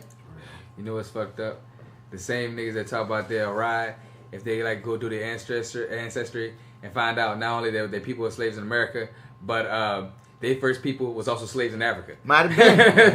It's like some fucked up shit. Like, dog. So my very first ancestor was always a slave. So slave just in my DNA. Sorry, but that's the thing, dog. A lot of slave, like, dog, people talk about that kings and queens shit, dog. Our lineage and our blood in Africa can be attributed to kings and queens, and we bring that shit up. And the main thing to take from that is, once again, our self-esteem as a people was always taken down. You feel me? So you have to learn that no, people that look like us wore crowns. Right. But most American slaves did not necessarily come from royal bloodlines. And that's what the fuck I was about to say. Like, that is some shit that kind of bothers the shit out of me. Niggas think we all from Egypt. The whole, this whole kings and queens shit, dog. Say, bruh. Everybody couldn't be a king and a fucking queen. Some of you niggas was fucking peasants, and some of you bitches was fucking house bitches. You know what I'm saying? Bruh, there was ranks to all this shit. All you motherfuckers wasn't no kings and fucking queens. You know what I'm saying? Yes. I feel like every deck only come with 2 apiece, huh? Yes, I feel like every black man's a king and every black woman's a queen. But don't act like your blood is specifically from the royal house. Yeah, I'm sorry. Get that shit twisted. Your average person of the day either comes from a slave, a prisoner. Sometimes regular niggas got fucked over, like farmers and such like that. And they do got some top-notch niggas and top-notch black people that you might be connected to that did some shit. But don't act like you also want connected to some niggas who did some fuck shit neither. There's many apples in that motherfucking basket, baby. Many. You hear what I mean? Don't get it twisted, dog. Fucking great granny was a fucking wench. God. Now how you like that? How you like them apples? That's the title right there. Great. God, the title of this episode is Hiroshima was a choice. Shit. Like, because apparently Hiroshima was a choice. It's all a choice. You feel me? But like, yeah, man, I got nothing even else to roll in this section, dog. Like, nigga, these were some hefty starters. Real well, I don't know what we're going to talk about at the Etsu out, but we got something either way. Yeah. Let's get into a quick ass Bats. NerdOut. Bats Nerd Out moment. Bats Nerd Out.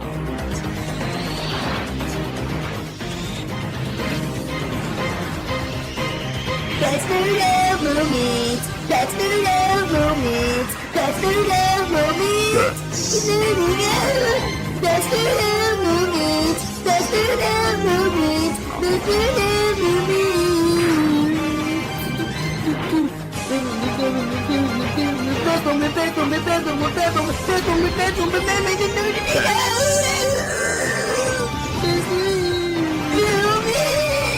So first up on Bats Nerd Out moment, you still ain't seen Infinity War, huh? Infinity War is now has the highest opening of any movie ever. The white people are trying to outdo Black Panther. I'm gonna say it. I don't fucking nobody say. They was like, man, 850. You gotta beat these niggas. $857 million. That's major. Oh my God! Major. Already. $857 million. See, that was like Black Panther. They feeling this shit too fucking much, dog. Fuck these niggas. We about to go see this shit about 6, 7, 8 times in a day, bitch. Infinity War day. This all we doing. We about to go watch this bitch over and over and over again. And fuck. And damn, I wish you saw the movie. I can't say this, but anyway. But real talk, son. Black Panther set the stage for that. Yeah, it did. But not just that, dog. I said this on our last podcast when we reviewed it, dog. Anybody that's trying to compare Black Panther and Infinity War, stop. Please stop. You cannot compare a 10-year built to biggest event in comic history with every star in every one of their movies, including Black Panther. A significant piece of the movie takes place in Wakanda. Every star. There was background story built to for 10 years. Yeah. 10 years of build. We saw Thanos turn his little ugly ass face in Avengers Part 1. Tony Stark started in 2008 with Iron Man. You cannot compare a movie built to this point to a film about a lesser known character's origin.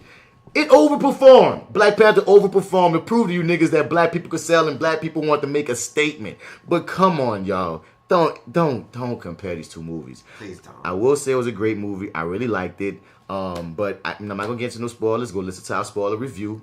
Hey, if Black Panther was poo, do you think, like, or not even poo, but not as good as it did, you think it would still got them kind of numbers? What, if Avengers? Yeah.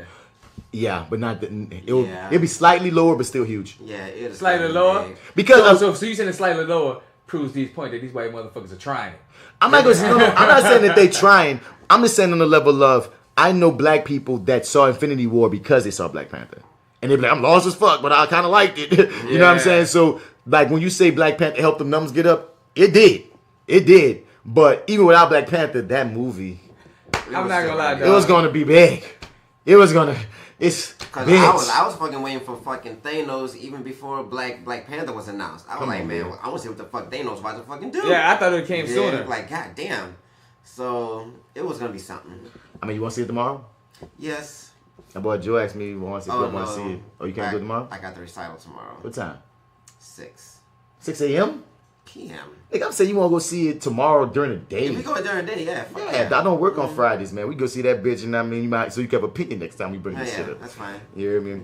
But like, yeah, dog. If anyone, I'm just tripped out at the box office. It's trippy. I stand by, like, dude, like it. Bruh, they saw Black Panther, and it was like after this, and it was like, bruh. Bro, I'm not on that no more. This nigga went back to that shit. We about to blow up, dog. I'm not on that no more. No, I ain't on that. I was just saying, like, dog, like the people that work for this shit, the people that's in the business of it. They was like, it's a conspiracy. It's a conspiracy. No, I ain't on that kick right now. I'm talking about like on the people that work that's like that's about to make the money from this. Yeah. They was like, bruh, we about to blow up. Black Panther set the stage on this next one, dog. We about to make our grandkids, kids about to retire for the rest of their fucking lives, dog. It is something never done before in history, and they should be applauded for that, definitely. Right, son. Like, dog, they about to be so rich. It's about to be. And it's only a part. Marvel about to buy back them all the comics. As one thing I will say, dog, like. You can't even judge. It's not even over because people calling this the end of the last chapter really comes out next year. Because it's a to be continued. So this movie's not fully even judged yet. The story. Yeah, the story can't be fully judged yet for the mere fact that you got to get the next part next year. And that's fucked up. They're going to leave you to be continued for a whole year. A whole year. That's so cold. But I love the fact that they filmed both of them back to back just so they can release the next one next summer and get all this money. Because normally a movie like this takes 2 to 3 years. So we'd have really been waiting. So thank you, Marvel. And thank you for also like keeping things in between. Like the 2 Marvel movies that will be coming out, so we can have something to fly by. Because if we'd have said without 2 other Marvel movies, it'd have been like, oh fuck, you know. And they smart. They so smart. They're so fucking smart. It's like, don't worry, we got y'all. Don't worry. Shouts out to Batman Ninja. You got a chance to watch that, man? Go catch that Batman Ninja. That mug was pretty fly, dog. Like the animation was nice. It was interesting to see Batman, and he got his whole squad in the realm of. It's a different world. Can I say something a little bit about it? Because I want. Have you seen it yet, D? He hasn't seen it, so I'm not trying to spoil it. So I ain't gonna say too much, but I want to say this one thing. I feel like that they kind of shitted on Batman a lot. Like he was a little bit slower, step behind. Like he was always like he was on it, but he was always getting called dumb. I don't see sometimes it. I was like, man, that was kind of dumb, Batman. I don't see it. Because me and Joe first watched it high, and we kept falling asleep and waking up and watching it. And then I said, I gotta watch this bitch for real. Now I watched it and I missed a lot and whatever like that. But come on, Gorilla Grodd gonna call him dumb anyway. It's Gorilla Grodd. But Joker. But Joker gonna say it too, because Joker is Joker. Because they all got it. They all got it in the end. Because the thing is, at the top of the movie, Batman was saying, "Nigga," because he was like, "Bro, why am I?" I'm like, because in the story, basically, Batman Robin, Red Robin, Nightwing, Red Hood, Gorilla Grodd, Bane, Catwoman, Joker, Harley Quinn, Two-Face, Penguin, Poison Ivy, all get sent to feudal Japan. And Batman gets sent there last. Like some kind of way he was behind everybody else. 2 years behind. So by the time he get there, like all the villains then like took over different spots and they just set up shop and they like warlords in different parts of Japan. Yeah, okay. And he get there and all of them are ahead of him because they got acclimated to the world. He there trying to use his future tech and getting outshined and outsmarted because then he don't know the world. So at a point he be like, nigga, I gotta say fuck this future tech, learn their ways. And he's stuck. The movie spans a couple of years. They spend time there. They be like 1 year later, 3 months later. They spend time there. I went back and watched that shit, Joe. Like, it's trippy when you watch like that bitch. Because I felt like later on when he was like do his ninja shit. We fell asleep so many times that I had to give it the proper watch. You feel me? So like when you watch how they spread that shit out and we get his shit together, I'm like, that's why I was shaking my head when you saw. I'm like, now when I gave it the proper watch, now it was more my Batman than Justice League Batman. I guess that's what made it look stupid because he do got this new technology and he just couldn't adjust at the beginning. Not the top, son. You threw me in here and I couldn't freaking adjust. Speaking of DC Universe, and because the thing is, everybody keeps talking about Infinity War in the DC Universe. Mainly they're doing the shitting on it because Infinity War is killing things. But one cool thing is the DC Universe has this DC digital service. It gets a name. The Ultimate DC membership. DC Universe is a first of its kind immersive digital experience designed just for DC fans, with the membership including unlimited access to the following exclusive original series: Titans, which is a live action fucking TV series, or they put a live action TV series based on a teenage series. So they're making a live action Teen Titans show, son. That's I saw that shit. The black girl, they were talking about her dress on that. Then man, that was fucked up. They caught that girl. They caught that girl where she wasn't even like record. Like they caught it out of context. That wasn't right. They didn't like the official image of her is much different than us standing on the side with a fucking thing over. Nah, that wasn't right. But I know what you're talking about. Young Justice Outsiders, a new season of Young Justice, bitch. Oh, word. The long-awaited continuation of the fan favorite, and Harley Quinn in an all-new animated series starring the villain turned anti-hero. The Cypress DC Universe. I wanted to be anti-hero, but I'll take it. Notes that the service will offer even more to fans as well. DC Universe is expected to launch later this year. So they got this. So DC got their own streaming service there. And one thing I will say, you get your ass kicked in the movies, but you do your TV and your cartoons and all that shit well. Really well. So I hope for the best for what they plan to put out on the streaming service. And it's so amazing to see that cable is nigga. Everybody on the streaming service before it's all said and done. Like it's tight, and I'm loving a superhero streaming service. Marvel next. When Marvel get its own, well, in a way, Disney has a streaming service coming up. So I guess by way of that's in a way a Marvel streaming service as well. Because they're most likely gonna have a Marvel section. Yeah, but I think Marvel was gonna be big enough to have its own in Disney, like where it could be like this is Marvel. Someday, but I think they're gonna start it on the Disney streaming service to give them material because they already pulled most of their stuff off Netflix for that. Like some Jordan Nike shit, huh? Yeah, like because at some point, Marvel gonna be like you're saying so big. You're right. They gonna have to give it. If we're going into the world of streaming services, and Marvel keeps on putting out, right? It has no choice but to be. Or maybe Disney gonna just be like, we're gonna let that section get big as fuck. That's what I'm thinking too. Like, look, y'all get big as fuck. We just gonna take a percentage of y'all and keep it on their streaming service because they want their streaming service to be successful. Y'all can have your own channel. But we also get y'all channels too. Like y'all get your own, and we get the ones we like. Like y'all have your whole catalog of shit. We take our favorites. Like we'll take these movies here, there, and then third. It's crazy where the world is going, where technology is going. Like it's a trip. It's all I can freaking say. It's a freaking trip to even peep out, man. And I think shouts out to Atlanta, man. I can't wait to watch it later. I'm gonna always say and push for to watch Atlanta. Damn, like really deep shit happened on the last episode. Oh, that. And one just came on tonight. We gonna peep out, man. He's laughing at. Was that the last one? Yep, it was. It was the last one. Big ups to Brian Tyree Henry, man. I'm loving that actor, and he just got nominated for a Tony.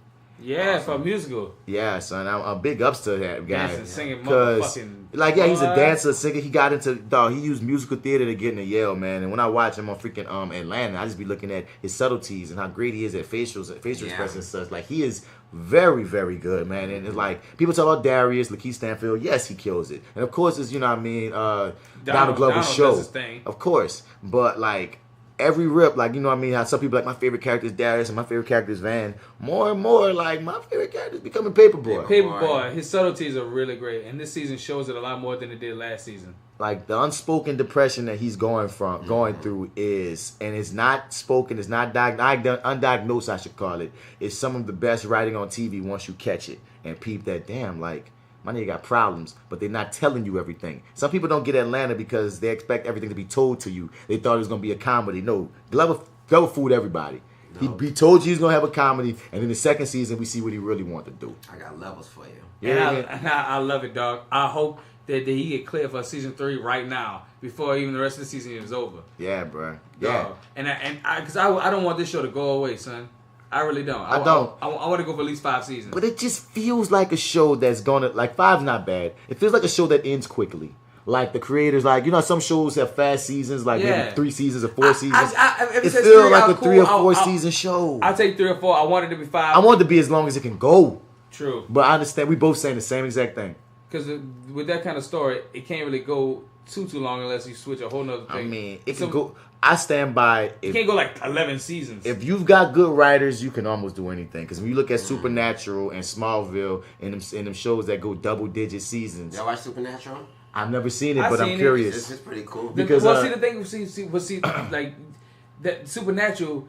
That's some shit that you can always make up with ghouls and this and the third. They have a kind of central theme to always. That's their central theme with like dealing with the outer world and demons and shit. With this, his theme is like they career and they working as cousins and shit like that. So many places you can go with that though, because you remember they always have like 10, 11 episode seasons. The episodes are like 22 minutes and not linear. You hear me? Like when they get linear, they get really interesting, which is why the last episode was so popular. You think they could be a thing that can go up to 11 seasons? I feel like the thing is this. I don't anticipate it going that long, and I just know that as a writer myself, nigga, y'all are all writers too. Like, you know what I mean? Imagination seals the deal. True if you can think it, if you can make it work, it can happen. It can work. I just don't want to say it's impossible, because it's not impossible. It'll be tough. I know what you're saying, but I don't want to say it's tough. I think that some stories are meant to have a short term. The mere fact that you do solo character work episodes shows that you can stretch a season. Now think about it. We're at the end of the season and we only had maybe one storyline that's linear. Right, you're right. You know what I'm saying? Right. They stretch their shit out. You can Paperboy ain't even the biggest he could get yet. We don't know where Earn's going. You're right. We don't know what's up with him. This story could go a long way. It's so open, because when you even think about the career of an artist, and they get rich, what happens in this level? Dude, on some entourage shit. Dude, all right. What Darius might decide to go do? You can really, if one of them left the show, you can put focus on another, the way that they set up their character work, and make that person the main character. Like there's so many ways to do it. As far as writing, as long as niggas keep living, there'll always be something to talk about. Exactly. Right. It's like us as actors know that there's always a part for us. Yep. There's always a part. Yep. No matter, until we die, there's gonna be a part. So I just want to. I feel like we always get big ups to Donald Glover. I just hope Atlanta. He's doing so much work right now. Dude, he's doing the most freaking work, son. He's doing the most. And that was Bats. NerdOut moment.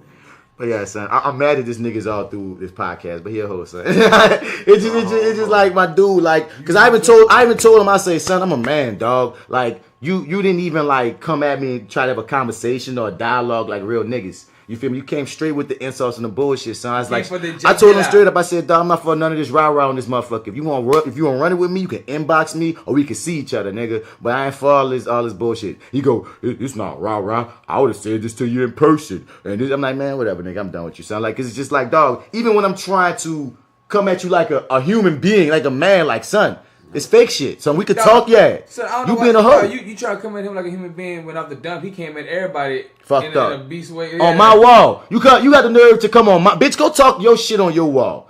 Fucking troll boy. That's why I said dance with me, nigga. You on my nuts. Oh wow, damn, dance with me, nigga, damn. Oh my god. I told it all kind of fuckery shit, dog. Don't come at me. You like that black girl on the Comedy Central skit that was like, I say nigga with the R. Nigga. It's like we were going to talk to you about that. Nigga, I'm just saying, son, because the thing is, dog, I never wig out on niggas. I don't like. I might get in an argument. We could get a heated argument, but it'll never get to me saying "fuck you, bitch ass nigga." He go, yo, da da da da da da. I get heated, dog. I'll say some shit. I might even intellectually. I might intellectually get at you, and you be like, damn, this nigga just kind of said some shit to me. But like, not like he took me to a level that I don't like to get with in public on Facebook. Yeah, dog. I get rid of that shit. You know what I'm saying? Fuck that nigga. But anyway, and the thing is, son, I don't even hate you, nigga. You misguided. But anyway, son, here go the question of the day. I could have freed 1,000 more.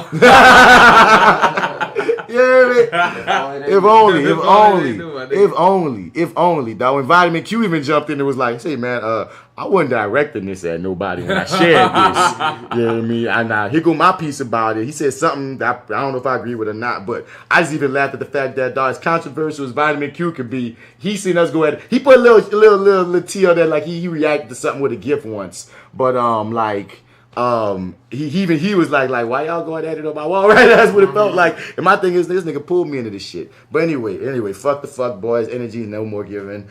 Question of the day, dog. I've seen this before, and recently a girl on my wall shared this as a status on her wall, and it's something that I don't really rock with. Her belief is, and a few niggas I know, I've said this a lot. Fuck the preface. She was saying that you can't be pro-black and date someone that's not black. You can't be pro-black and date someone that's not black. Specifically white women, because if you decide to date or marry or whatever a white woman, you're inherently, I guess, not down for the cause because you're not trying to procreate. I don't know. That is 100% bullshit. I'll say this. If you black and you love someone that is white or who is for your oppression, then that's fucked up. You know what I'm saying? No, you shouldn't do that. But if you want, if you fuck with somebody, dog, and you still support black people, dog, then you support black people, son. As long as you support black people, dog. If you fucking white folks that don't support black people, then you're not supporting black people. Right. But if you are, then you support black people. Either way, it goes to win. And we need white folks, so don't act like we don't need them in this fucking country that we live in. We can't get all this shit on our own. Let them fuck some of these white boys and infiltrate in the system and get this money for us. All right? Yeah, I get what she's saying, but she said it in a very, myopic way. No. There's, a lot of context and nuance that goes into that. Man, like you just said, I see what you're trying to say, but I still can't rock with you anyway. I can't really fuck with Because it's like, my nigga, why we policing where people put their dicks and pussies, man? You hear me? Who I'm fucking, who I'm loving, who I'm rocking with, ain't got nothing to do with me being down for my people. You feel me? Like, it's just what you said, Joe. It's like, if your people is not part of the oppression, then you all good. Yeah, and I hate that, and it's so funny how so many people, they was mad at Donald Glover. Because the thing is, you fucking with some black niggas that be for your oppression. And how does that feel, dog? Right. They got some people that are black that you could date that's more anti-black than the white people. And that's a fucked up thing. That's trippy. But they was mad at, recently seen they was mad at Donald Glover because he not dating a black woman. And they was feeling like he don't like black women because some people feel like some of the characters, he characterizes black women in a certain way. And that one character on that episode that was chasing down that actor dude because he was with that white girl. A lot of people were saying that was a fucked up image of black women because they don't care no more about who black men date. And two things. One, that character was high, and I think a lot of people forgot that part of the story that they all ate gummies and they were high. You know what I'm saying? So she was on one following that black nigga and being mad about him being on his white woman, but that also all their highs happened in different ways when they ate those gummies. Van was just fucking stealing Drake clothes and vibing and having songs in her head and shit. The other girls with Darius just on one. We don't know what the head girl was on because she left her friends, so she didn't give a fuck. She went to the T-Pain party. So you can't judge her like she was in her right mind. And two, I want to believe that the bulk of black women don't care about black men dating white women. But then I keep running to situations like this woman up here that has a problem with it. A lot of the comment sections on multiple men that are married to white women's pages and such when they be like, and the thing is, I think as a whole black women don't care, but don't act like there ain't no black women that exist that don't care. Because I've seen them. Yeah. I see them. I hear them. Yeah, they I don't know if it's equal. I don't really know the ratio, dog, but it's not a final thing that all black women hate niggas that date outside their race. Hell no. Because those same women also date outside their race. Right. And some of the women, they even hate date outside their race. Sometimes it's a double standard because the same women that won't support Donald Glover for dating out his race are supporting Serena. And I'm like, wait. But I think also is that it's the reasoning too.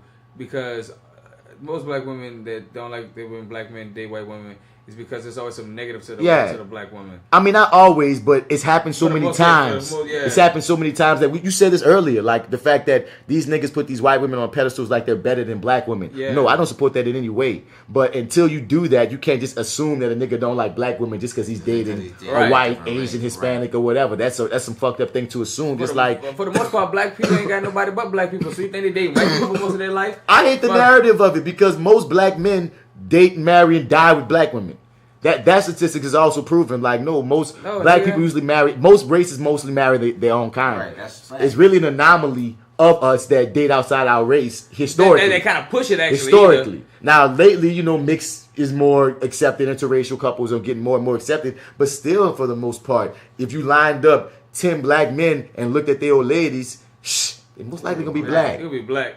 More times than not. You know what I'm saying? So I just feel like it's an unfair statement to look at like a nigga that might have done more than you do, and you sit on your ass, and you gonna say that nigga ain't down for black people, even though this nigga's dying hard up, going hard for us, just because he just happened to have fallen in love with someone that he probably didn't even think he was gonna fall in love with, or she, or what have you. It just feels unfair, dog. I just want to throw that at you because it's come up enough times. I'm like, why are we looking like this? Why are we thinking this way? Because because of the deep, really rooted issues of emotional PTSD and self-esteem and the miseducation and a whole nine that we didn't cover this whole podcast. Everything we talked on this podcast is that reason right here for one of these things right here. Yeah, man. This is the effect of the cause. The cause. I mean, like, yeah, man, so much stuff is rooted. Like, the context of black people in America is so rich and so layered and so deep, so complex that anybody ever speaking on anything in any small means or any simple way is irresponsible. So, yeah, man, that was it, y'all. We didn't talk y'all ears off. We didn't rant it. We didn't went in on it. And, yeah, man. That's a little bit. This was kind of therapeutic for me, son, because these people on my wall, dog. Just like I said, when I woke up after Kanye Mania, and it's been 2 days of it. It was like the day he said it, and then today. And it's like, damn, like, because I told myself today, dog, I'm not going to put nothing on my status about nothing deep. Yeah, like, most of this flack I'm getting is for shit I said previously, like a day or two ago. And it's like, and the thing is now, like, a lot of people riding with a lot, like, it's more of us saying that real than not. But it's so trippy that so many people are riding with bullshit. Because niggas want to be anti. I mean, I'm not even looking for the answer. It's hater niggas have hater bitches and make hater kids. It's just when 2018, we black, we should know better. We should know better. Should is a funny word. That's an ideal almost. As I'm gonna leave it, dog. We should know better, and I'm not sitting on no motherfucking high ass purse, dog. We all should be doing better for our community. None of us have 40 acres and a fucking mule. I want 40 acres and a fucking mule, nigga. I want there's an updated version of that if you want to talk about reparations. Yeah, nigga. But that's a whole nother trippy thing. I just want to say, dog, like as flawed as a lot of us still are, we have no room to move backwards. None. We just have none. That's very true. We just have none, and there's no fucking patience for that. There should be, and that's the side of it that is like, come on, Kanye, come on, all you entertainers. Because one point I will give Kanye off the dump, we allow rappers to rap about the most negative things in society, and we accept it as an entertainment, and we don't check none of them. But the moment Kanye says something political, we hate him, but we don't hate the niggas that's really damaging our future. You know what I mean? And I understand it's a complex thing, and some music is not meant for children and all that. And it's a whole nother topic that we're not about to spiral into. But that is a very interesting point to make that, my nigga, people treat me like I'm crazy for some of my ideas. But in a lot of these niggas, other ideas that we just accept as normal, we probably shouldn't. Yeah, but also, like, that's because niggas put them on the pedestal. But them niggas don't be saying they heroes. This nigga Kanye West kind of had a political platform from dump. Yeah, from dump. So it just hurts more. It's almost like, these niggas said, "Don't follow me." Right. And Kanye like, get it, peel pop. Yeah, it was like nigga dance to it, but nigga ain't like that's the nigga I'm looking up to be. And even that nigga is not even saying be like me. Right. But Kanye, he came in the game seemingly with a message and a method to the madness. Yes. Even that's it. Come no matter how crazy he got. He still dropped that dope, and he, like I said, even when he said George Bush don't care about black people, he was controversial then. Even before he said that, he was saying crazy shit. People were like, "What the fuck wrong with this nigga?" Like that's why the audacity. He has a whole song about having a toast for the assholes and the douchebags and scumbags. I mean, it's not even just the scumbags, man. It's just he raps about so much. So It's crazy. We all Kanye'd out. I'm tired of saying Kanye's name. He's a motherfucking beast at publicity and marketing because everybody's going to listen to this album. He's on everybody's tongue. Everybody's talking about him. I don't want to call him crazy because we need to put there's a stigma with that term. He ain't loony. I know. I've also called him crazy, and I think I'm checking myself too. He's eccentric. And one thing I will say, we allow white people to be eccentric all the goddamn time. They're crazy too.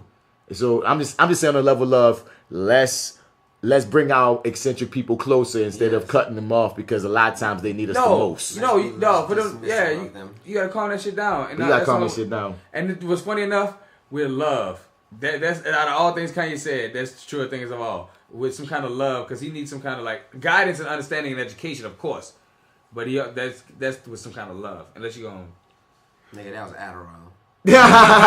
Mute R.Kelly, y'all. So check out the homie Raheem Glaspie's album on the greatglaspie.bandcamp.com. It's awesome. It's called No More Karaoke, man. Big ups to the homie. Check out the Lady of Steel, our homie Jay Steele. Jay Steele up fatgirl.gemdo.com. That's Fat Girl Nola, you dig. If you're a foodie, if you into all that, man, ride with it. We've already listed all the podcasts that we rock with. Check out all our movies and shorts and such on Gumbo Monster 504 on YouTube. I think that's all the plugs. Also, hit us up. Once again, be a part of the conversation. FLYWITHBATS@gmail.com. Anything you want to say, anything you want to vent to, anything you want to get us in check on, anything, bruh. We open. We want to read your shit on air. We want to run it. You feel me? Also, go to iTunes. Give us some 5 stars. Give us some comments. That's going to boost us up. And also tell your friends, peep us out, man. Our numbers have increased, and we trying to keep them bitches going, man. I appreciate everybody listening to us, man. This was the Fly with Bats podcast.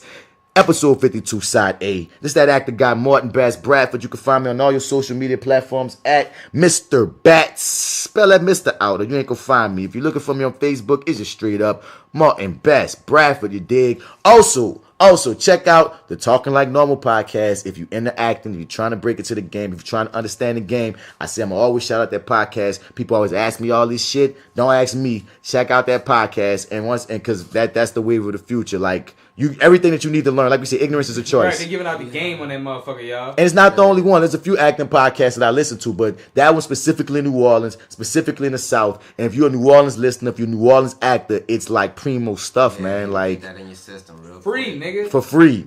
Free game. Niggas gotta pay classes for this. Hell yeah, man. Let them know y'all shit, man. Man, you already know this your boy D-Mac. And you can holler at me on Instagram. That's FrenchBread.kid. And make sure you fuck with my apparel line at your dig. YADIG with dots in between. And yeah, that's me for Side A.